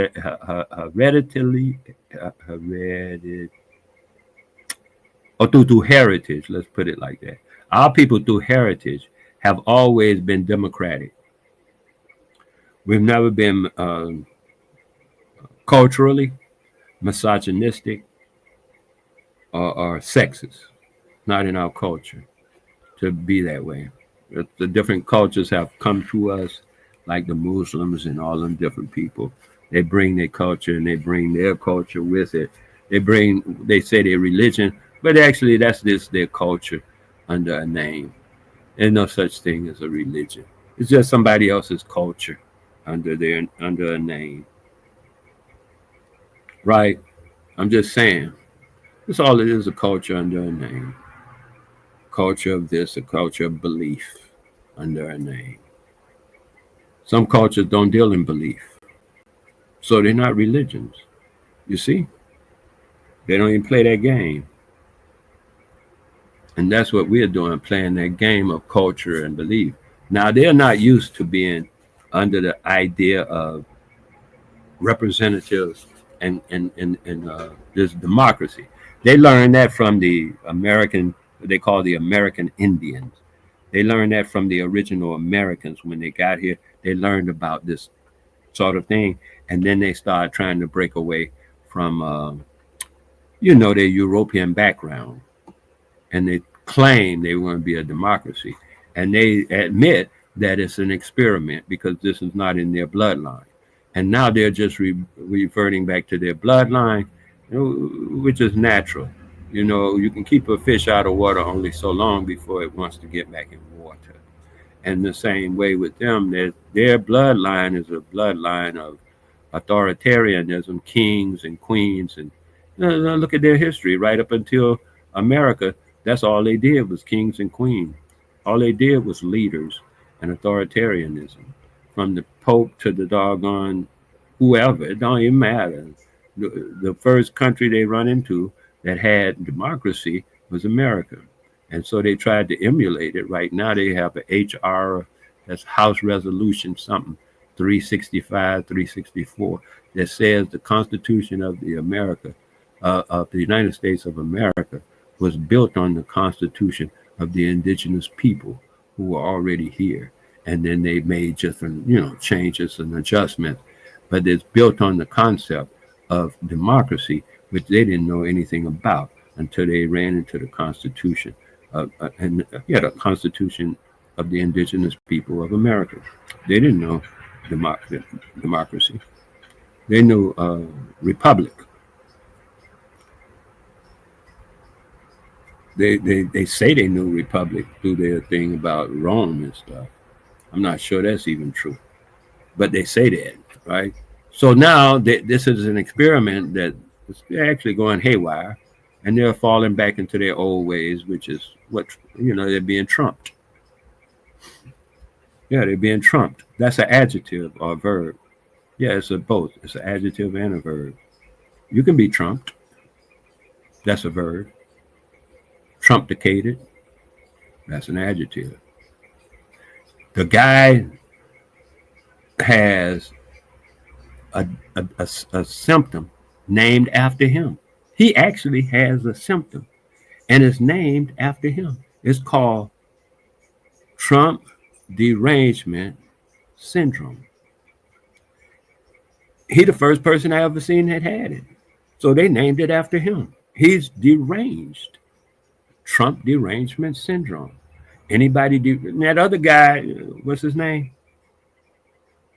Peter, some guy, they are deranged just like him. They got the Trump derangement syndrome. They get around Trump and then they get into the syndrome.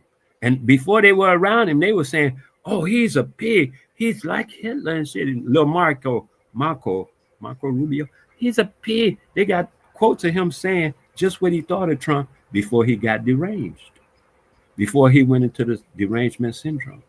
Now he's like, oh, thank you, Master Trump. Trump derangement syndrome.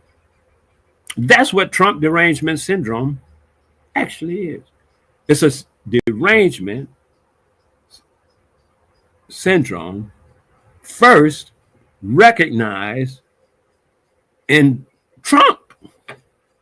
And now the name applies to everybody else who has fallen under that syndrome, including Marco.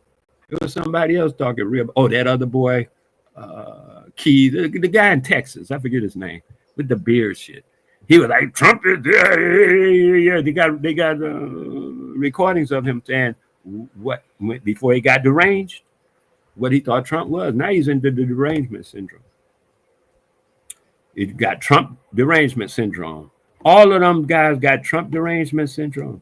Mike something, Mighty Mike, the little guy, Mighty Mike, the one that shares a pornography with his son. He is officially diagnosed with Trump derangement syndrome. He be praying. They all praying to Trump, man. Derangement syndrome, solid. That's the Trump derangement syndrome. There's another thing too. They be talking about they rich. Me and Narasta was talking, and Narasta say, Wale, they are rich. They're rich in debt and corruption. The United States government is the richest government, well, not really in the world. It used to be, I guess, at one time, because they had all the gold from America. Our gold, they took it all and said it was theirs, because they say we were slaves. So they take everything, and then they just take it, and now it's theirs. And that's how they get gold. How do you think they got gold? Nigga, please. Anyway, one of the richest gold countries in the world, produces more gold than almost any place else. Second highest producer of gold is Ghana. Is Ghana rich? Are the Ghanaians rich? They should be running around like the people in United Emirates. They got oil. Are they rich? They run around with high class this and high class that. Gold is what them people got in Ghana, and they're not rich. How that happen? That's what I'm saying. See what I mean?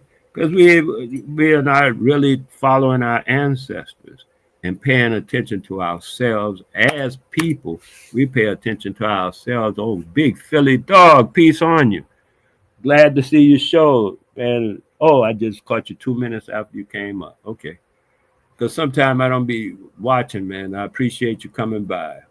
So I appreciate you and letting me know you came by too, which is even, even better. So I had the occasion, Philly dog, to speak with my aunt today. My brother and his daughter went to visit my aunt. My aunt is 105. I've had her on Q Butters show before. When I actually set that up when she was living by herself last year. I set it up with her and had her come on, and I interviewed her myself.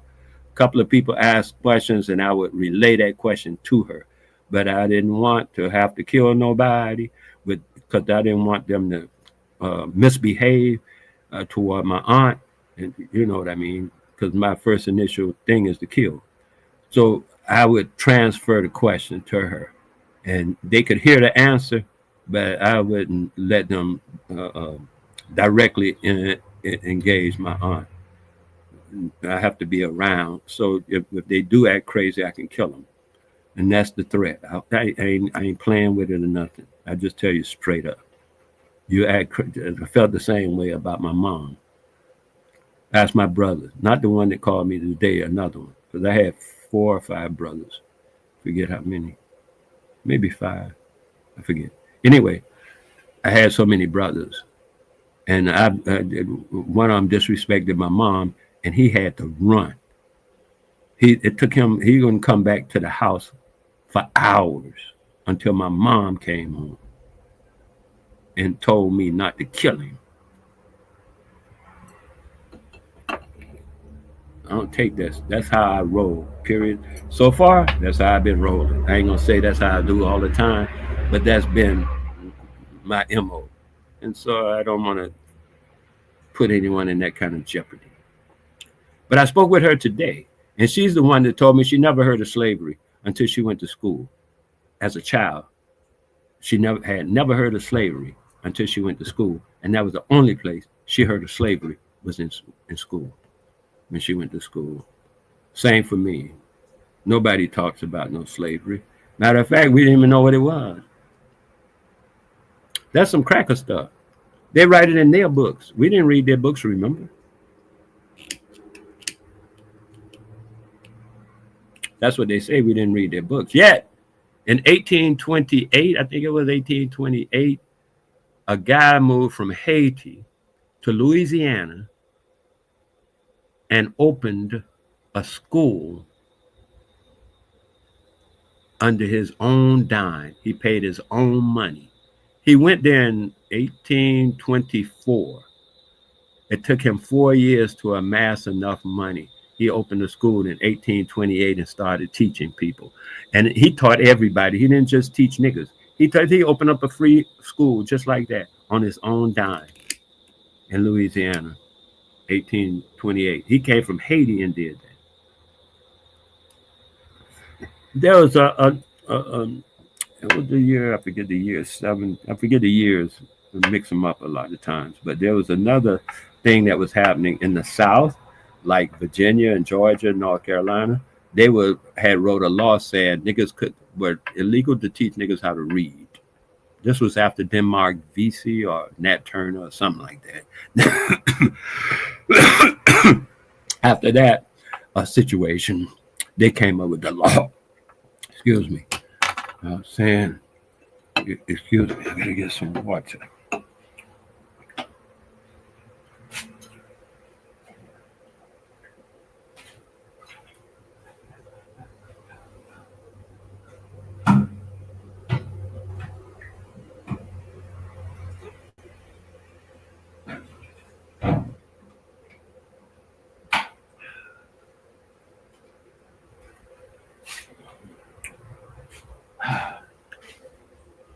Yeah, they came up with a law saying that in the South it was illegal to have or to help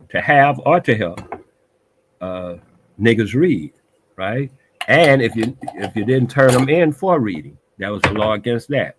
And at that same year, I think it was the same year, might have been 1828, 1824.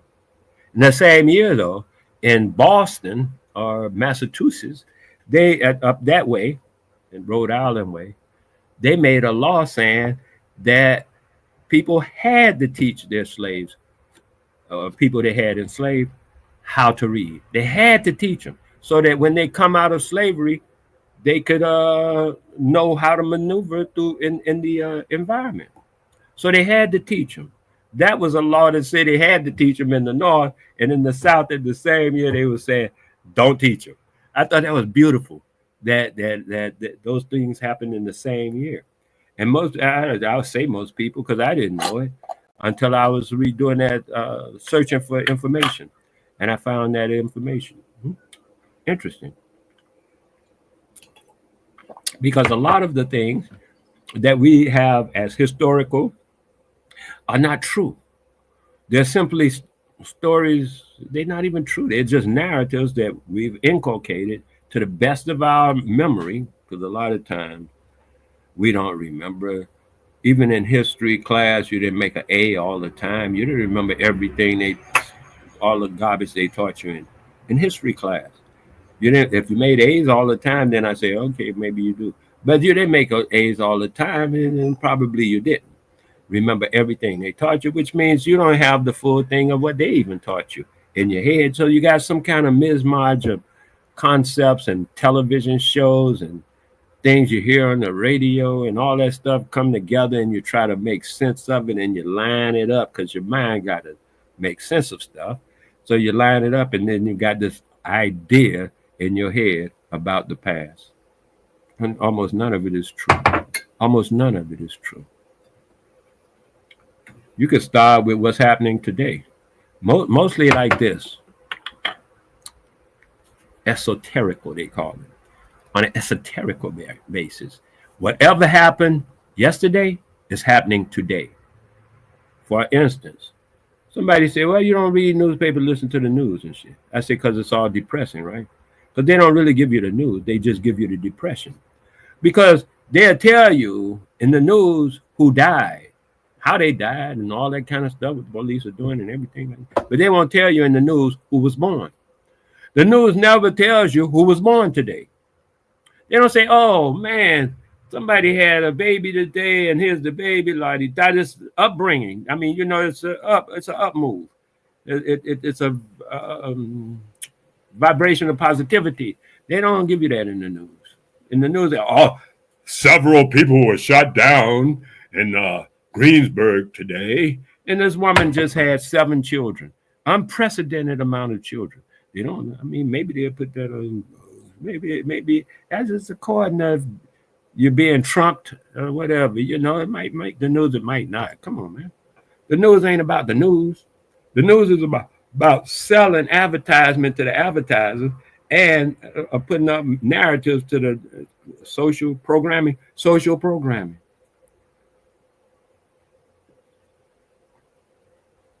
I don't want to watch that. They're not going to tell me how many children were born today. Why they telling me how many people were murdered or died today? That ain't the news. The news should, as they say, have both. And then I'll say, oh yeah, I read the news.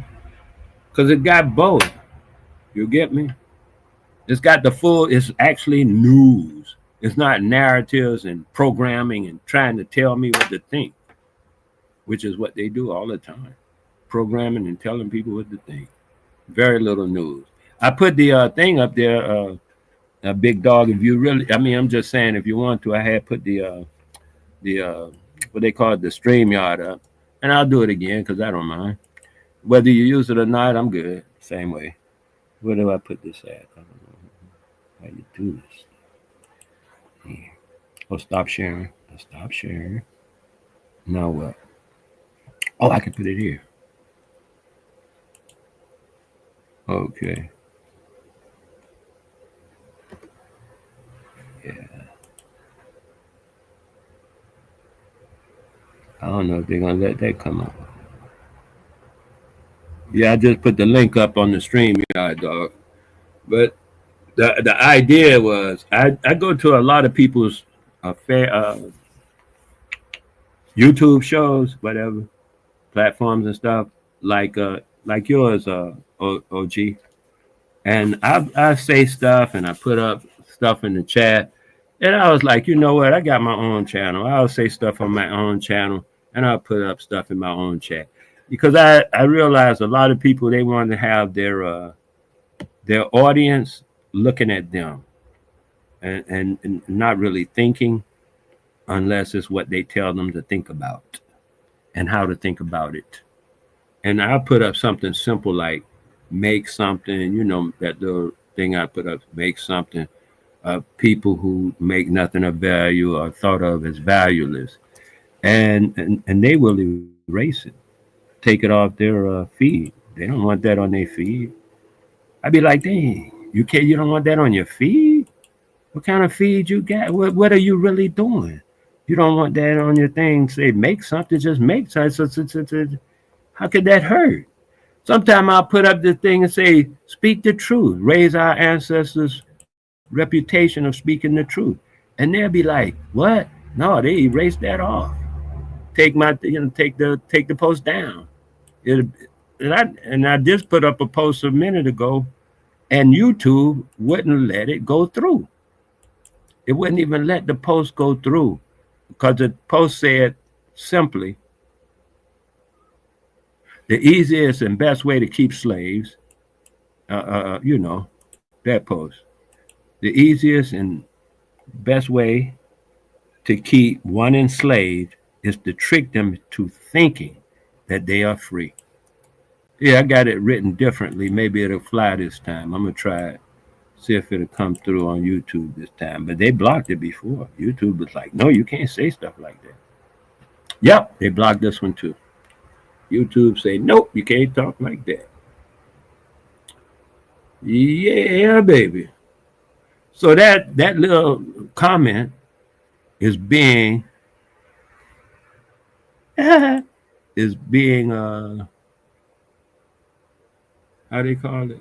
Censored. Is being censored by YouTube. I'll read it to you again.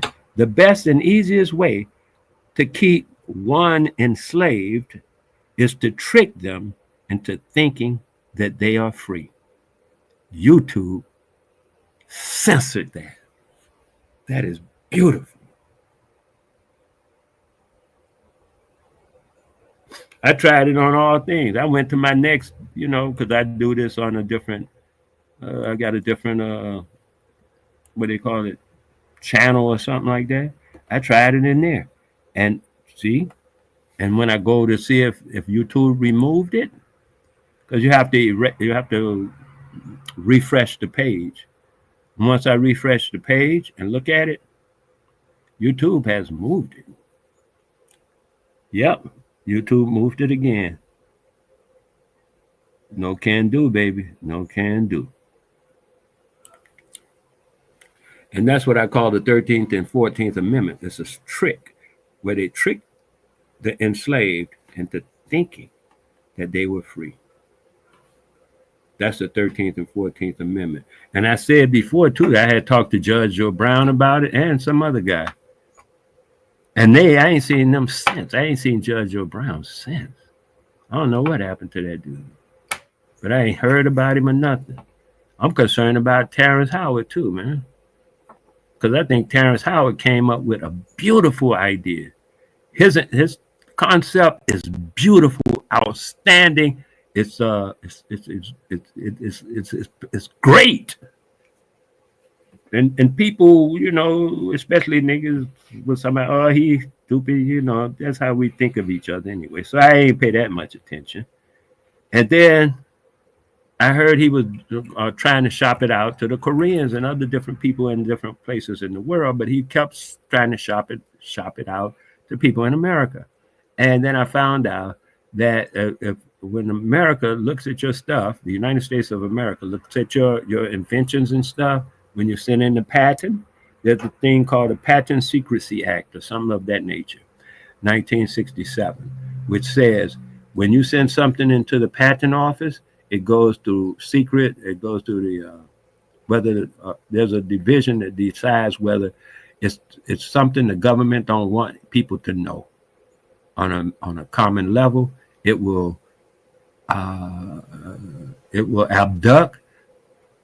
It gives the federal government the right to take the patent, the idea, and the person who came up with it and secure them away from the public. Read it. It reads just like that. It gives them the right to abduct the product, the patent, and the person who came up with it. I tell people all the time now, since I found that out, because I ain't know. Don't send your stuff to no patent office. You come up with a great idea, please don't send it to them. Because that's what they're gonna do. They're gonna take your stuff and you. That's what they did in 1828 in Jamaica. The niggas were making a steel a particular way in Jamaica. And a cracker from England found out about them niggas up there making steel up in the hills. He took an army up there. They arrested all the people who were that worked at the foundry. They took the foundry apart and put it on a ship. And they took the people and the foundry part to England. And on his way, bringing the stuff over, the guy that had taken it from the people in Jamaica, he said, what this method of steel making is more valuable to the crown than all the 13 colonies put together. That was his comment when he wrote that he was bringing this methodology. He took the people, the equipment, and took it all for their invaluement, for their prosperity. Put his name on it as though he came up with it as well. I was saying that one day on somebody else's panel, and a guy on the panel confirmed it because he works in steel. He confirmed it. He knew the name of the guy who took it and stuff, and the name that they call that steel making process by the name of the guy who stole it from the people, took it from the people. They didn't come up with that, took it from the people. 1828, all this stuff they talking about, oh, 400 years of slavery, they know. Most of this stuff is new. And that's all on their side. They said, like, I come into your bar and I say, "You my slave," and you look at me like I'm crazy. So I go back home and I write up a paper saying, "You my slave," and then I put that in a book. And then when people read the book, they say, "Damn, that was this guy's slave." You still looking at me like I'm crazy. But people who read the book, I think you my slave. I'm just saying. That's how simple this thing is. That's why my aunt did. She said she don't know nothing about them. That them crackers talk that cracker stuff. They weren't into that. They went into their own life. They made their life. Nobody made it for them. They are ones that control what's happening in their life. They always maintain the idea that even if I'm trapped, even if I'm in a jail cell, even if I'm in a cell, even if I got chains on me, I am still free. No one can take that. Freedom is in your heart. And once you don't have it in your heart, once you, what did I write? Here it is. I wrote this one. They ain't bother this one. Here, or did they? A slave is one who has quit fighting, surrendered, converted, and subjugated themselves. That's a slave. Right. That's a slave. Otherwise, a prisoner of war will never quit fighting, surrender, become converted or subjected. They can share the same room, the same conditions, a slave and a prisoner of war. Same conditions, everything. But the prisoner of war will never be enslaved. And the slave is already telling you what he is. And that's how this thing goes. And now you say, "Hey, my grandparents, my ancestors were slaves." Well, I say, if your ancestors were slaves, you're a slave. If your ancestors was a bird, you're a bird. If your ancestors were dogs, you are a dog. Bada bing and bada bong. That's how they go. You name yourself. You put yourself in that position. All you have to do is realize your ancestors possibly, until they tell you for sure. You don't even know that part. That's some stuff you took out of a book somewhere. A generalization of reality that you have accepted as your historiography. It's crazy and insane. It's stupid and mundane to even think like that. But should you find yourself in that position, I don't want to be judgmental. I'm not being judgmental. I'm just stating the facts. It's crazy and insane are just simple facts. That's not a judgment. That's simple facts. However, should you find yourself in that condition, you could always move out of that condition by dropping the stupid and going for the simple, what's real, what's true, and what's true for you.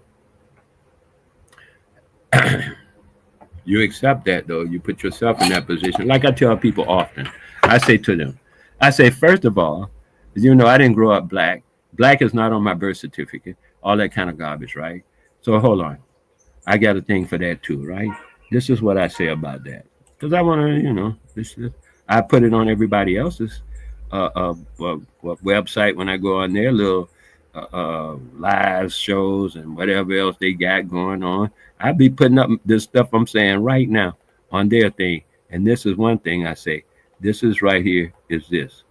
No one is actually black. First of all, let's clear that up. This gets us into the queue of our ancestors. I call it the thing about speaking the truth. The reputation of our ancestors is to speak truth. Now, you can see clearly that I'm brown. Dark brown, sure. However, brown, for sure. I have black things. I don't really need to show you something black, but here's something black. If you kind of that dumb. I got a black thing over here. A lot of black stuff around, actually, I'm looking at. And I ain't the color of none of them. I'm brown. Yeah, man. Uh, oh, I was saying, in the reputation of my ancestors, I have to say that I am what I am, which is brown. I'm not black. So in telling that truth, automatically, I'm telling the truth.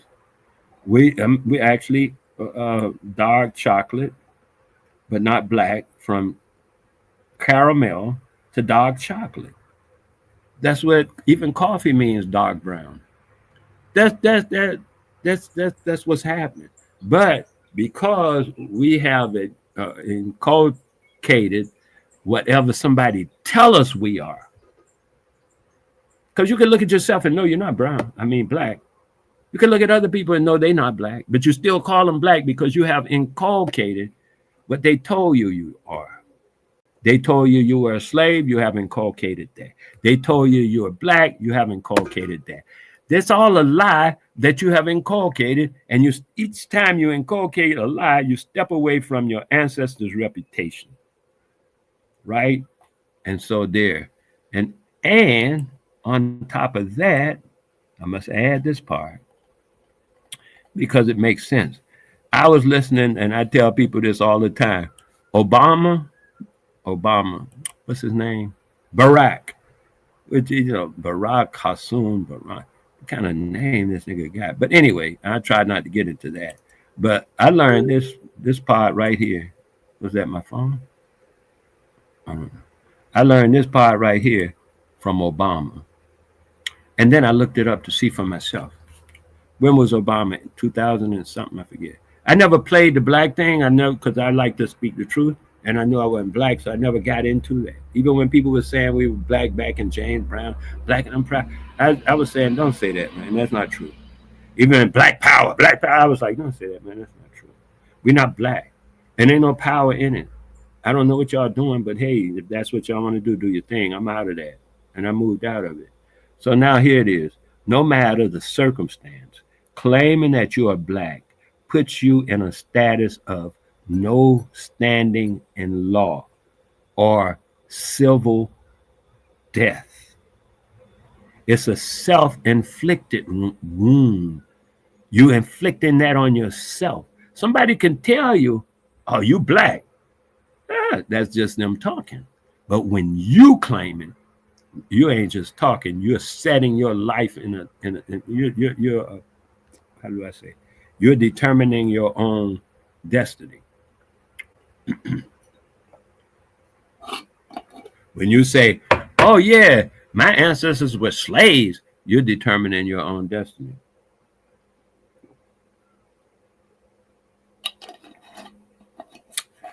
Just like before I heard some guy say, well, we say our ancestors were kings and queens. Once again, you're determining your own destiny. And I say to people who say that to me about their ancestors were kings and queens, I say, well, are you behaving like a king or a queen?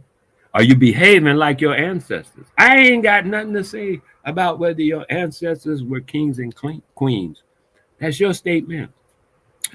Yeah. Are you emulating your ancestors? Are you raising their vibration? Are you moving through their reputation as kings and queens? Are you behaving in such a way? Are you out there with half your butt in the street showing?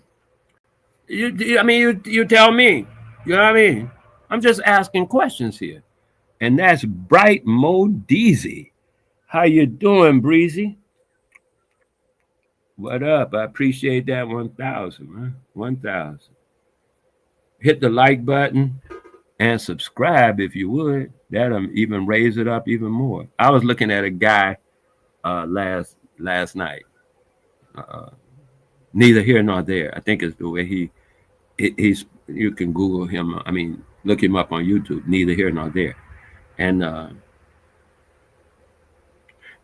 beautiful brother, man, kind of young, and he got a way about himself that he's delivering, that people resonate with abundantly. And he had a lot of subscriptions, a lot of people watching, and actually, he took about 21 minutes to say whatever he was saying. He gave some examples and stuff, but it's all the same thing that I've been saying since I've been here. Become the author of your own life. Take it under control and do it yourself. And I say to you, anybody the same thing. We have to do this ourselves. Nobody can free you. You must free yourself. The worst enslavement is mental slavery. Our minds have us enslaved. We've actually inculcated so much narratives and so many stories, and we take them as true. And our mind keeps us confined in them truths that we take. I mean, those things that we have taken as true, our mind keep us confined in those things. And therefore, our mind is our enslaver. Once we free our minds, we will free ourselves away from any kind of slavery by taking over our own story, recognizing that we are sovereign. Everything born is sovereign upon its birth. A dog is born sovereign. People have to train it to obey. People have to train you and I and anybody else to obey, but it is born sovereign.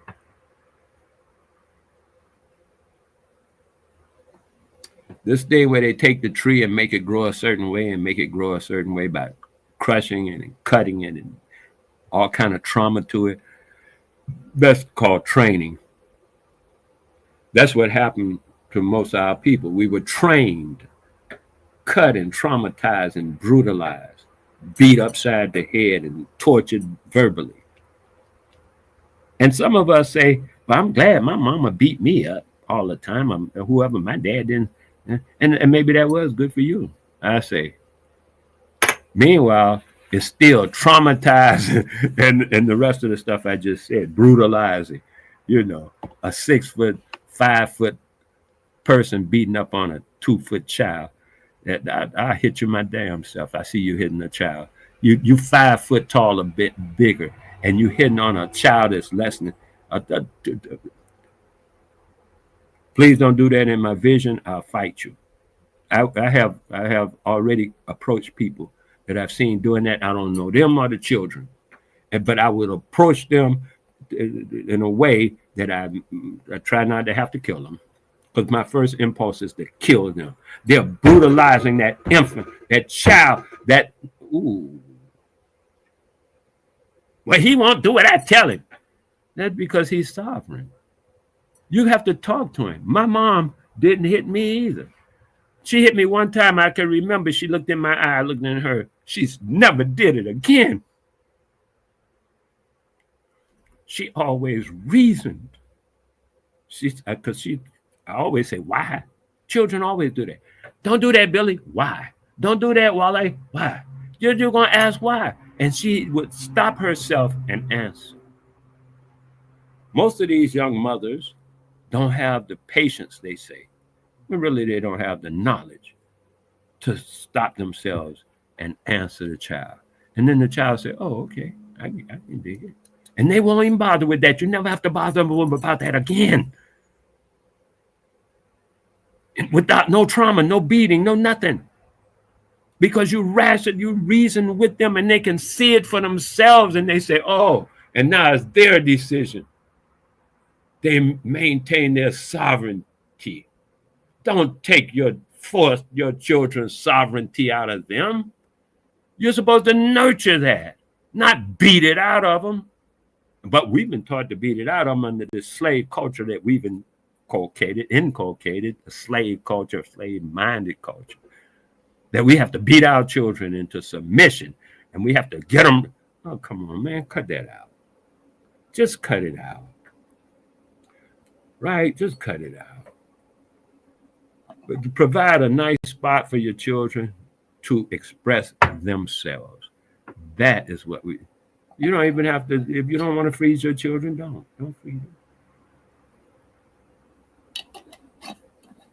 I have found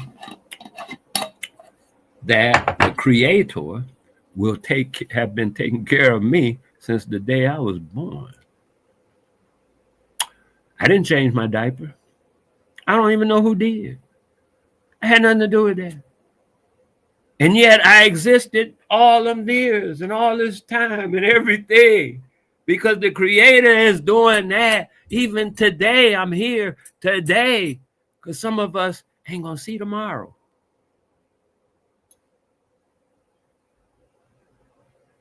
It's up to the Creator. The Creator got this whole thing. It's a big creation. You couldn't even imagine how to grow a leaf. Have you ever looked at an orange? I mean, just look at this stuff, man. Take an orange and just peel it. First off, it got a peel on it. It's got a, and the peel itself is medicine. It helps the body. The peel, we even got to the orange. Just the peel. Medicine. And then you open the orange and it's in sections. This in sections. Who put them in little sections? You see that the little orange? They had sections. What the heck? They had little sections. And all the little sections, all the way around. The little section. It's beautiful. Who did that? And inside the little sections, you open up the little section, the little slivers. You open it up, and it's got little juice pods in it. Little pods of juice. And each little thing is just full of juice. Each little pod. And they all go to somewhere in the middle of the pod, and they all come from, and all of that is happening. You have no idea how to do any of that. People be talking about, ain't no creator, la-di-da. Who made the orange? Oh, that's just natural selection. Yeah, with the little pods and the little. See, I'm ready to slap somebody at this point. You got the little pods and the little. You know what else is interesting? A banana.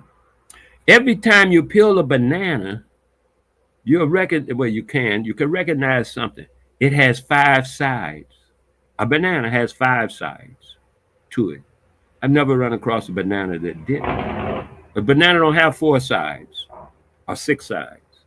A banana has 5. Why? Who? And then it's got a peel. And when you peel, you can take a green banana before it turns yellow. It's still food. You cook it. People cook it, and they call it plantain. You fried banana, cooked banana. You can fry it, you can boil it, you can stew it, you can all kind of stuff, powder it, all kind of make bread out of it. You can do all kind of stuff with a green banana. Then it goes to being ripe, and then you can do all kind of stuff with the ripe banana and the skin. In some cases, the most powerful nutrient of a banana is the skin. It's more nutrient filled than the inside of the banana. Who do that? Who made that? Not even who. You're gonna put that on.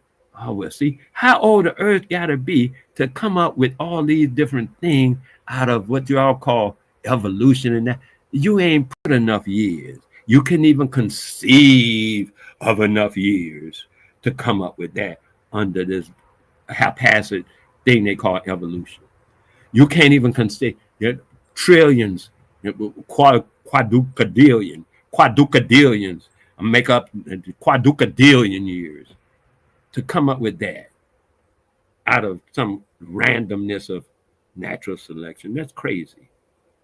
That's just insane, right? It's stupid. It's stupid. I'm just going with stupid because most of the stuff is stupid, and you can just go with stupid. You ain't got to get into the rest of the noise. It's just stupid. Just take a pod. Sometime I do, because I live in the nature now. I've dedicated my life to living in nature. I'm living around people. Not that damn important.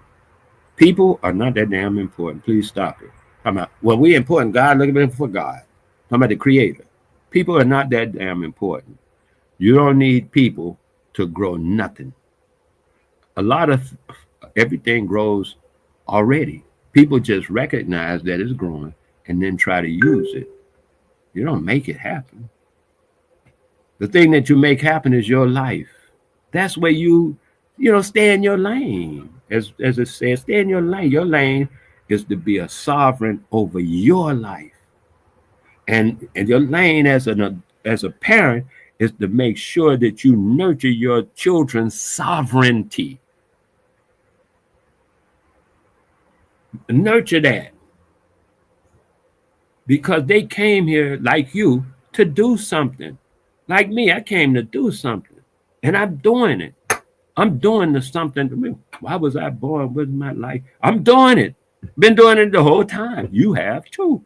What I'm saying is stop long enough to recognize that you are perfect and you've been doing what you need to be doing your entire life. Get rid of that thought about you not perfect. Get rid of that thought about you need this or you insufficient, that you sinful. Life should be drudgery. All that kind of stupidness.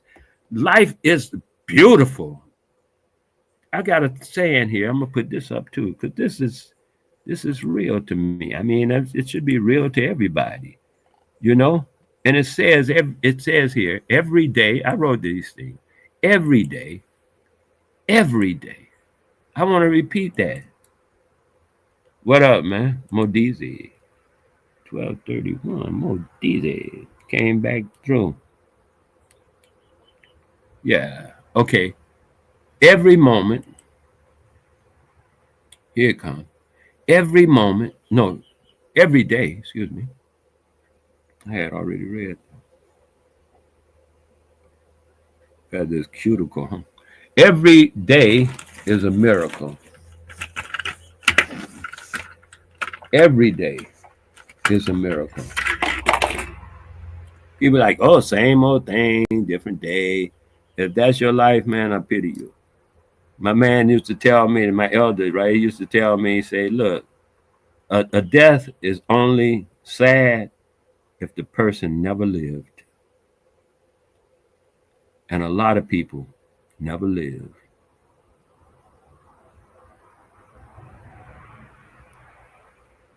They suffer through life. They don't live.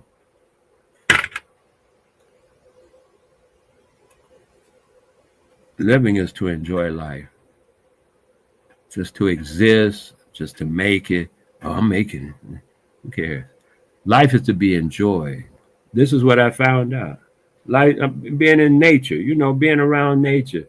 And then, because I'm busy looking, I'm looking at about 300-400 trees right now as I look around. Maybe I'll show you sometime. Because I had to whack the yard back down because the weeds grow up.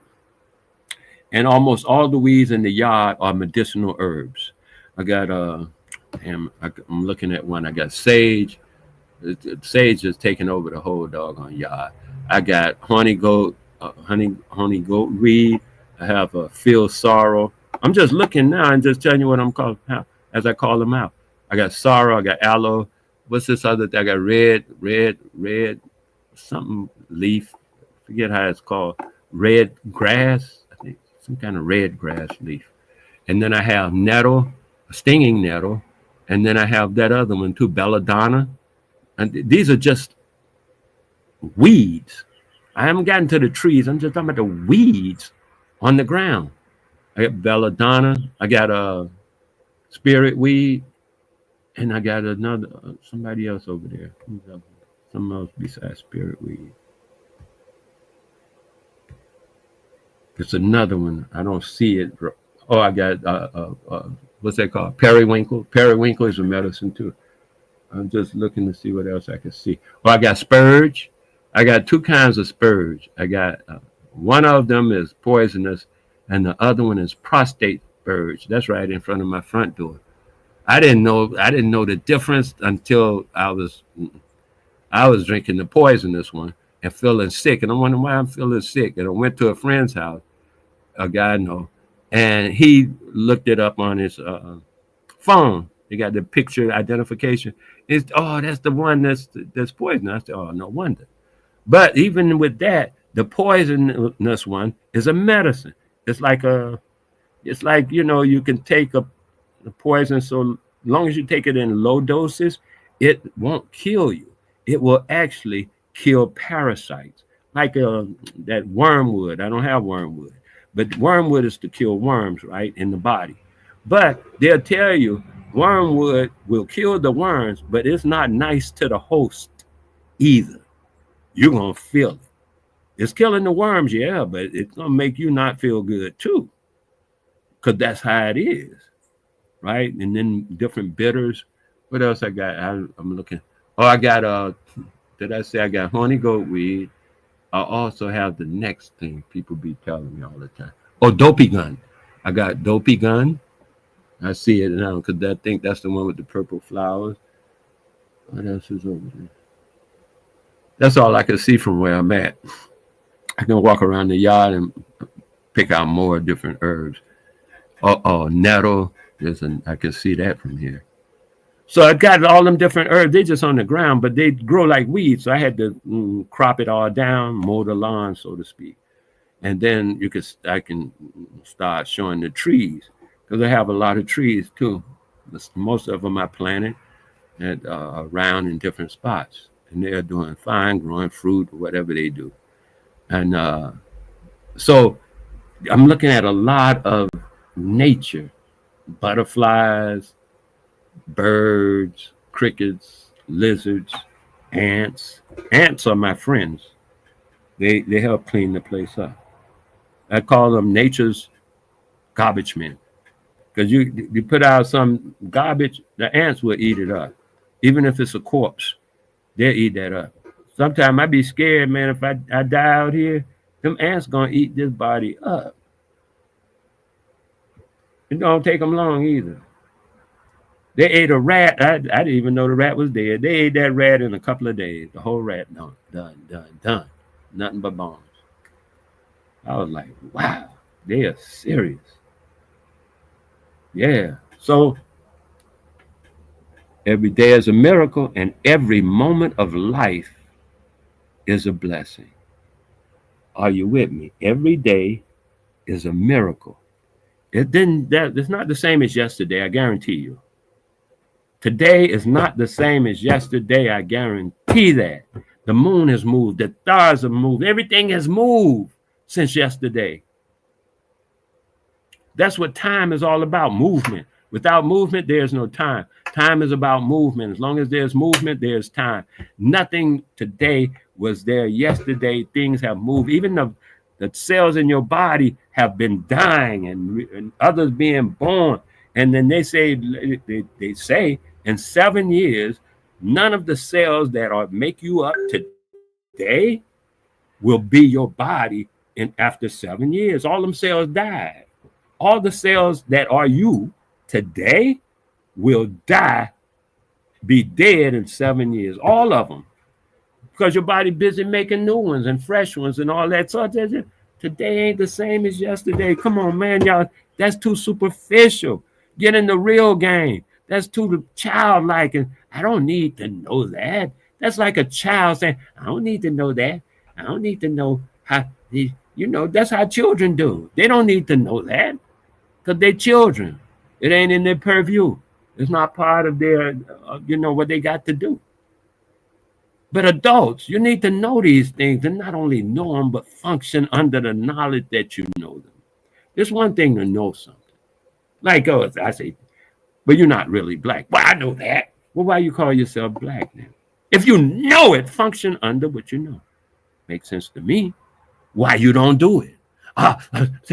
Because you're stupid. It's just you're stupid. That's it. You have joined the league of stupid. Just admit it. And then you can come into the league of reality.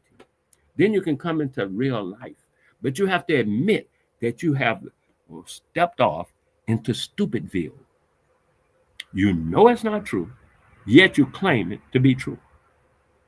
Duh. Don't be stupid.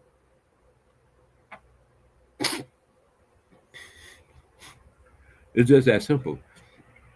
The simplest part is to dedicate yourself to truth. And then it's hard to be stupid and true at the same time. They don't work together.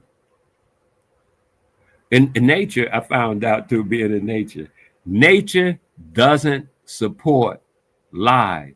Nature won't support it. Nature only supports the truth. Nature don't support falsities, stuff like corporations and stuff. Yeah, not in nature. Nature ain't got. Nature don't play that. You got a zombie. Nature ain't got nothing to do with that. You got to, because that's all a corporation is a legal zombie. You got a legal zombie. That's something y'all do with them little laws. They call them laws, but they're codifications. They're all them things that they call the federal laws and state laws. Them not laws. They call it that, but you go and check. They're codifications, CODE, codification. They write it as a code, and then they stick by the code, codification. It ain't no law. It really is not a law. It's some made up stuff they made up. Watch it.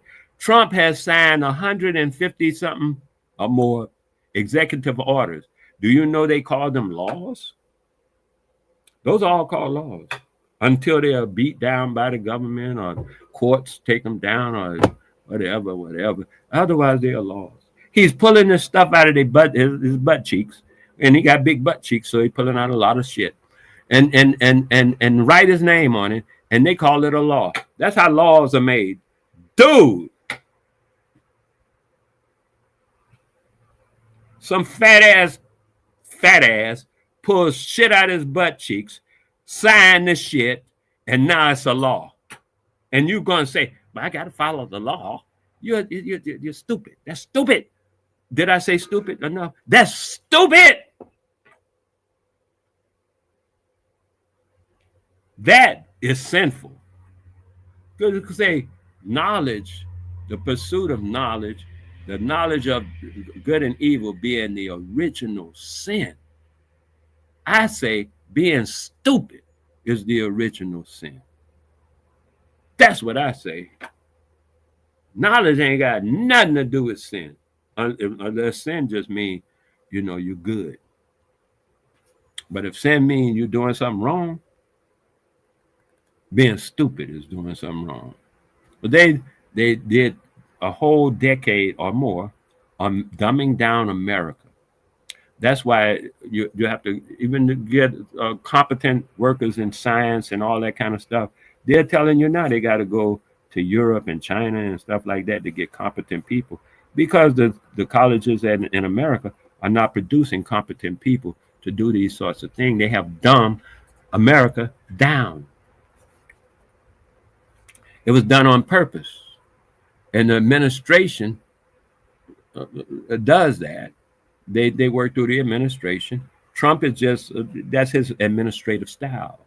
Obama had his administrative style. But Obama said that when he did not follow an order, the one time he did not follow an order, because he gets daily briefings, Trump said he don't even want daily briefings because he's trying to take over. But everybody else, Biden and everybody else gets daily briefings, just like George Bush, I think it was. He was more like the Trump guy. I'm gonna tell you, I'm the decider and shit, but he's just an administrator. And when they get ready to take Trump out, when he don't follow orders, he don't stick to the plan, he's out of there.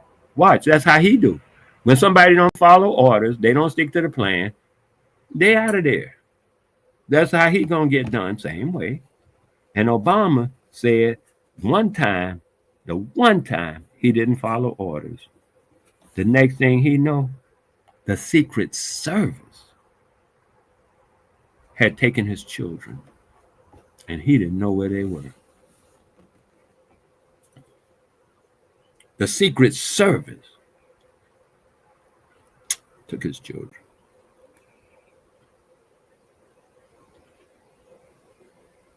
He followed orders from then on.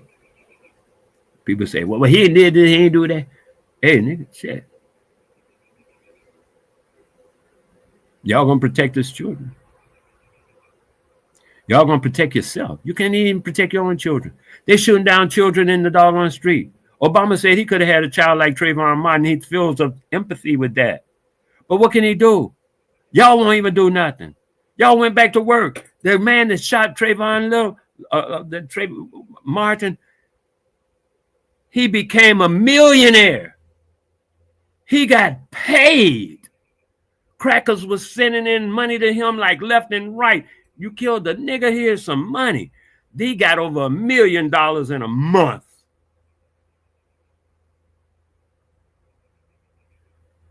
The cracker that shot Sarah, whatever, the woman, the cop that shot the woman in the face in her own kitchen, he's still working as a cop. He went to another, he had already had reports on him. And he had moved from one place to another already. When he shot that woman, he's still a cop. They moved him to something else. They might have promoted him. Because that's what they do. They promote him. You killed him, nigga. We got to give you a promotion and more pay. You all right.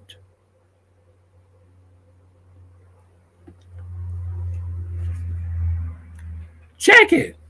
This is the condition we're in, but we play like children, like we don't know reality. We believe this, believe that. Well, I believe in the Constitution, and I believe in Jesus, and I believe in this. You believe in all that stuff like a little child. Meanwhile, they're killing your children left and right. But listen, when a guy can pay a woman $50 for her body, that is economic slavery. Right there. A woman told me once from Ghana, she said she studied slavery out of Ghana. She was from Ghana, and she studied slavery out of Ghana. She didn't have nothing to do with American slavery. Her perspective was from Ghana. Niggas went to America, wherever, who cared? She said that's fine if they were Ghanaian, but her stuff was to watch what the Ghanaians were doing. From Ghana to wherever else they spread across the world, okay, fine. She said to me that slavery is about sex, period, the end. It ain't about money, power, none of that, because money, power, and all that is about sex.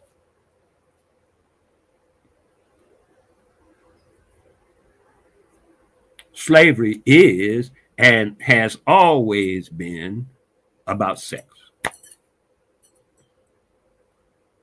Right now, they call it human trafficking.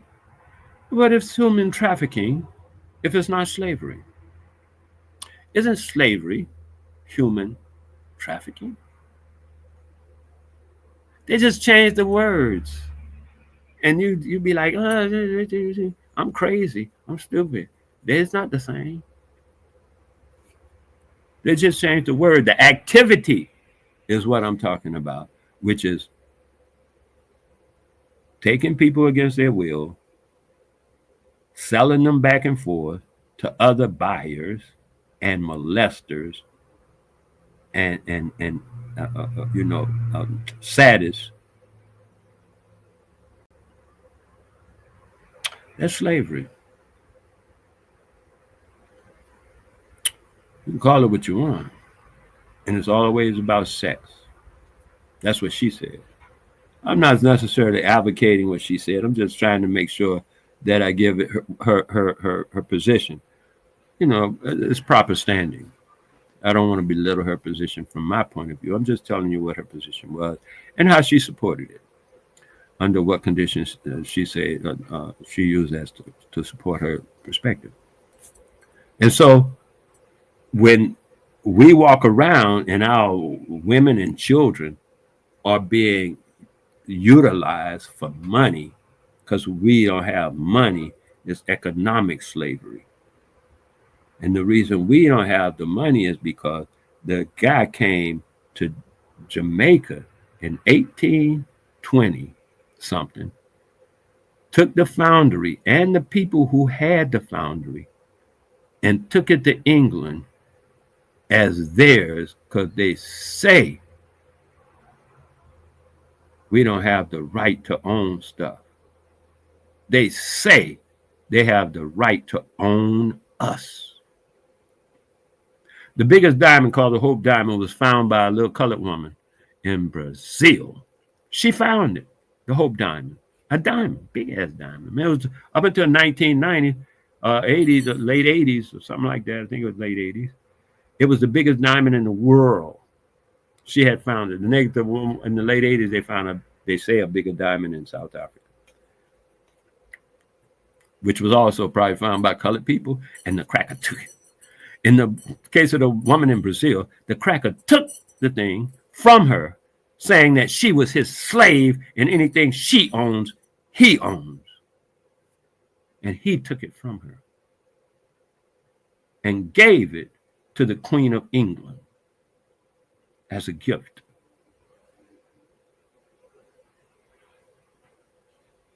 No, we are very valuable and very rich. The only thing is, all of our riches are being absconded by these scoundrels who come around and take our stuff through hook or crook. Like right now, the guy's trying to take the oil from the Venezuelans through hook and crook. Through hook and straight up crook. Murdering people on the open seas in international waters, which is definitely against international law. But, you know, the guy want to be friends with other international criminals like Putin and Netanyahu. Both of them dudes are criminals of international law. And in order to, he's already a criminal of American judicial law, 34 counts of felony. He's already a criminal in America, but he wanted to be big stage criminal like they are. Big stage criminal, international criminal, murder people in the Caribbean Sea, just murdering people with his big planes and big bombs and out murdering people.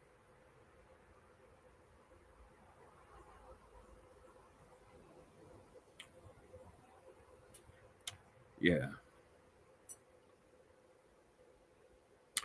Yeah, America's rich. Rich in school shootings. America has more school shootings than any other country in the world altogether.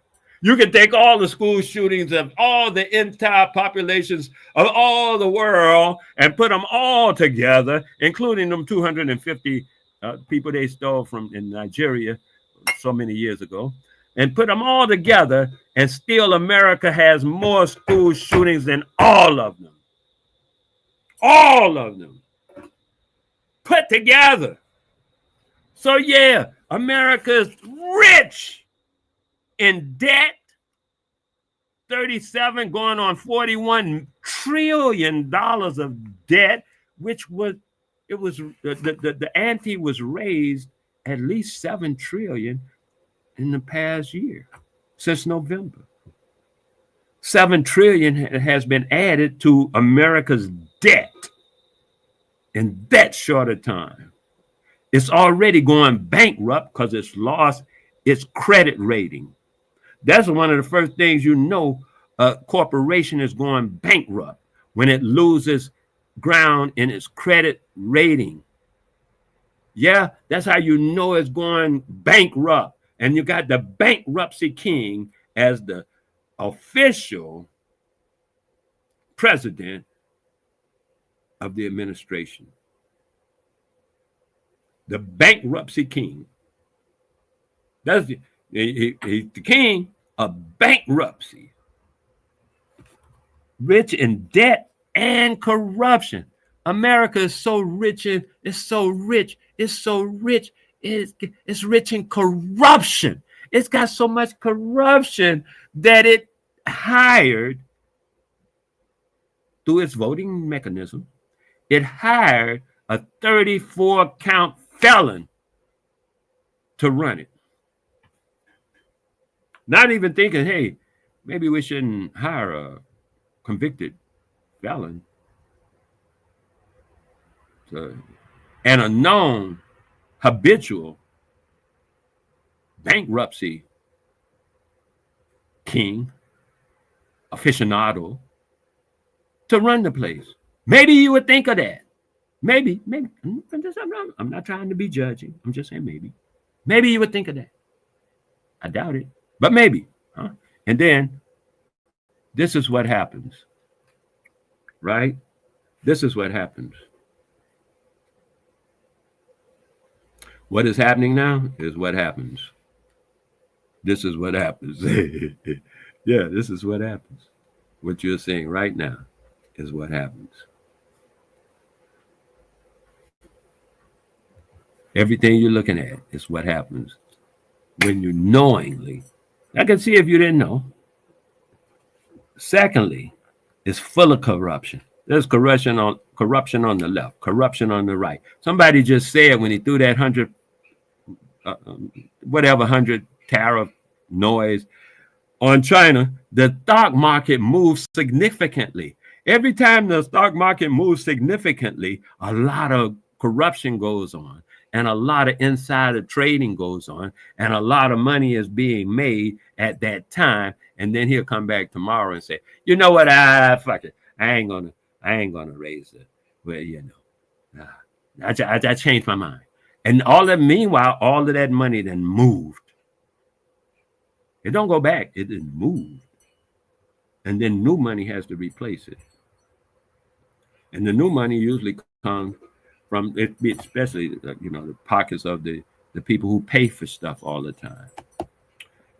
When you're rich, you don't have to pay for much.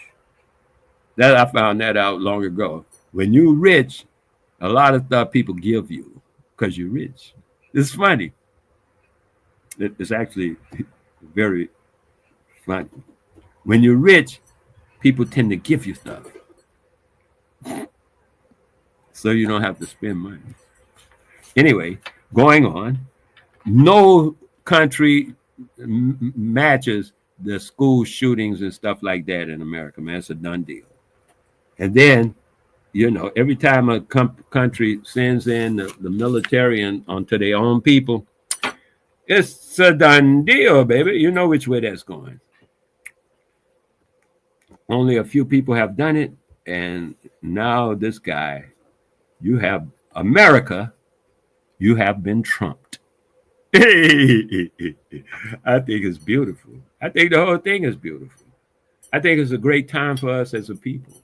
I think it's a great time for us to stop, recalibrate, and I like to call it go home. Go back to our ancestors. That we can do. We can revere, we can revive the reputation and the spirit of our ancestors in us. Because the reputation and the spirit of our ancestors lives within us as DNA, as blood samples, as residual memory, as all of that stuff. It lives in us. That's where our salvation lies. That's by what I call going home. One love. Have I been here 5 hours? Almost. But that's enough for me. Whatever it is, 5, 4, 3, 2, 1. I'm out. I appreciate you stopping by. I appreciate you listening to it. I appreciate it if you just hit like and didn't listen to nothing. I appreciate you if you just saw it on the doggone algorithm and said, oh yeah, I'll check that out, or I won't check that out. Just your eyes looking upon it. I appreciate that. Thank you very much. I appreciate if you hit the like button. Appreciate it if you hit the subscribe button. I appreciate it if you subscribe it out, send it out, share it out to all your friends. Put it on WhatsApp. Put it on fucking TikTok. Put it on Standard, whatever the hell they got out there. Put it everywhere. Put it on Facebook. I don't care. Put it everywhere. You have permission to use all parts of my whatever it is, because all I'm talking is culture, and I never charge for culture. I make things. That's what I say. Make something. I make things. I charge for the things I make. I don't charge for culture. I don't see how anybody. I don't trust culture that you pay for. If you got to pay for culture, I don't trust it. That sounds like a gimmick. That sounds like something you're buying. You can't buy culture. It ain't a thing to sell. It's not a commodity to sell. Culture, Nah, that ain't no commodity to sell. You don't sell culture. No. You can sell clothes. You want to make some clothes and sell them? Be my guest. You want to make some shoes and sell them? How about you make a car? How about you make this? I don't care what it is. Whatever you make. Make a love potion and sell it. No, I'm good. Long as you don't sell culture. I don't understand selling culture. Don't make sense to me. So I appreciate you. Like I say, it's time for me to go. I did my whole thing, which was to talk about this doggone original sin, which is knowledge. How, you got to think when knowledge is the original offense, you got to say who was offended and why were they offended. And in the place it talks about that, Genesis 23 through 22 through 27 will tell you why they didn't want, they made knowledge of sin is because they didn't want to share their position, saying, and I quote, we got to get them out of here before they eat from the other tree and be like us. For real, for real. So, you know already what you want to do, how to do it, and what you've been doing. Because everything in your life right now, you brought it. You are responsible for it. Figure out what you did to make it happen the way it's happening. Because you are making it happen the way it's happening. That's not your fault. That's your responsibility and your power. Take it from there. Responsibility and power. You have great power. You're responsible for it. No fault, no blame. Just accept the power and accept the beauty that every day is a miracle and every moment of life is a blessing. One love. I'm out.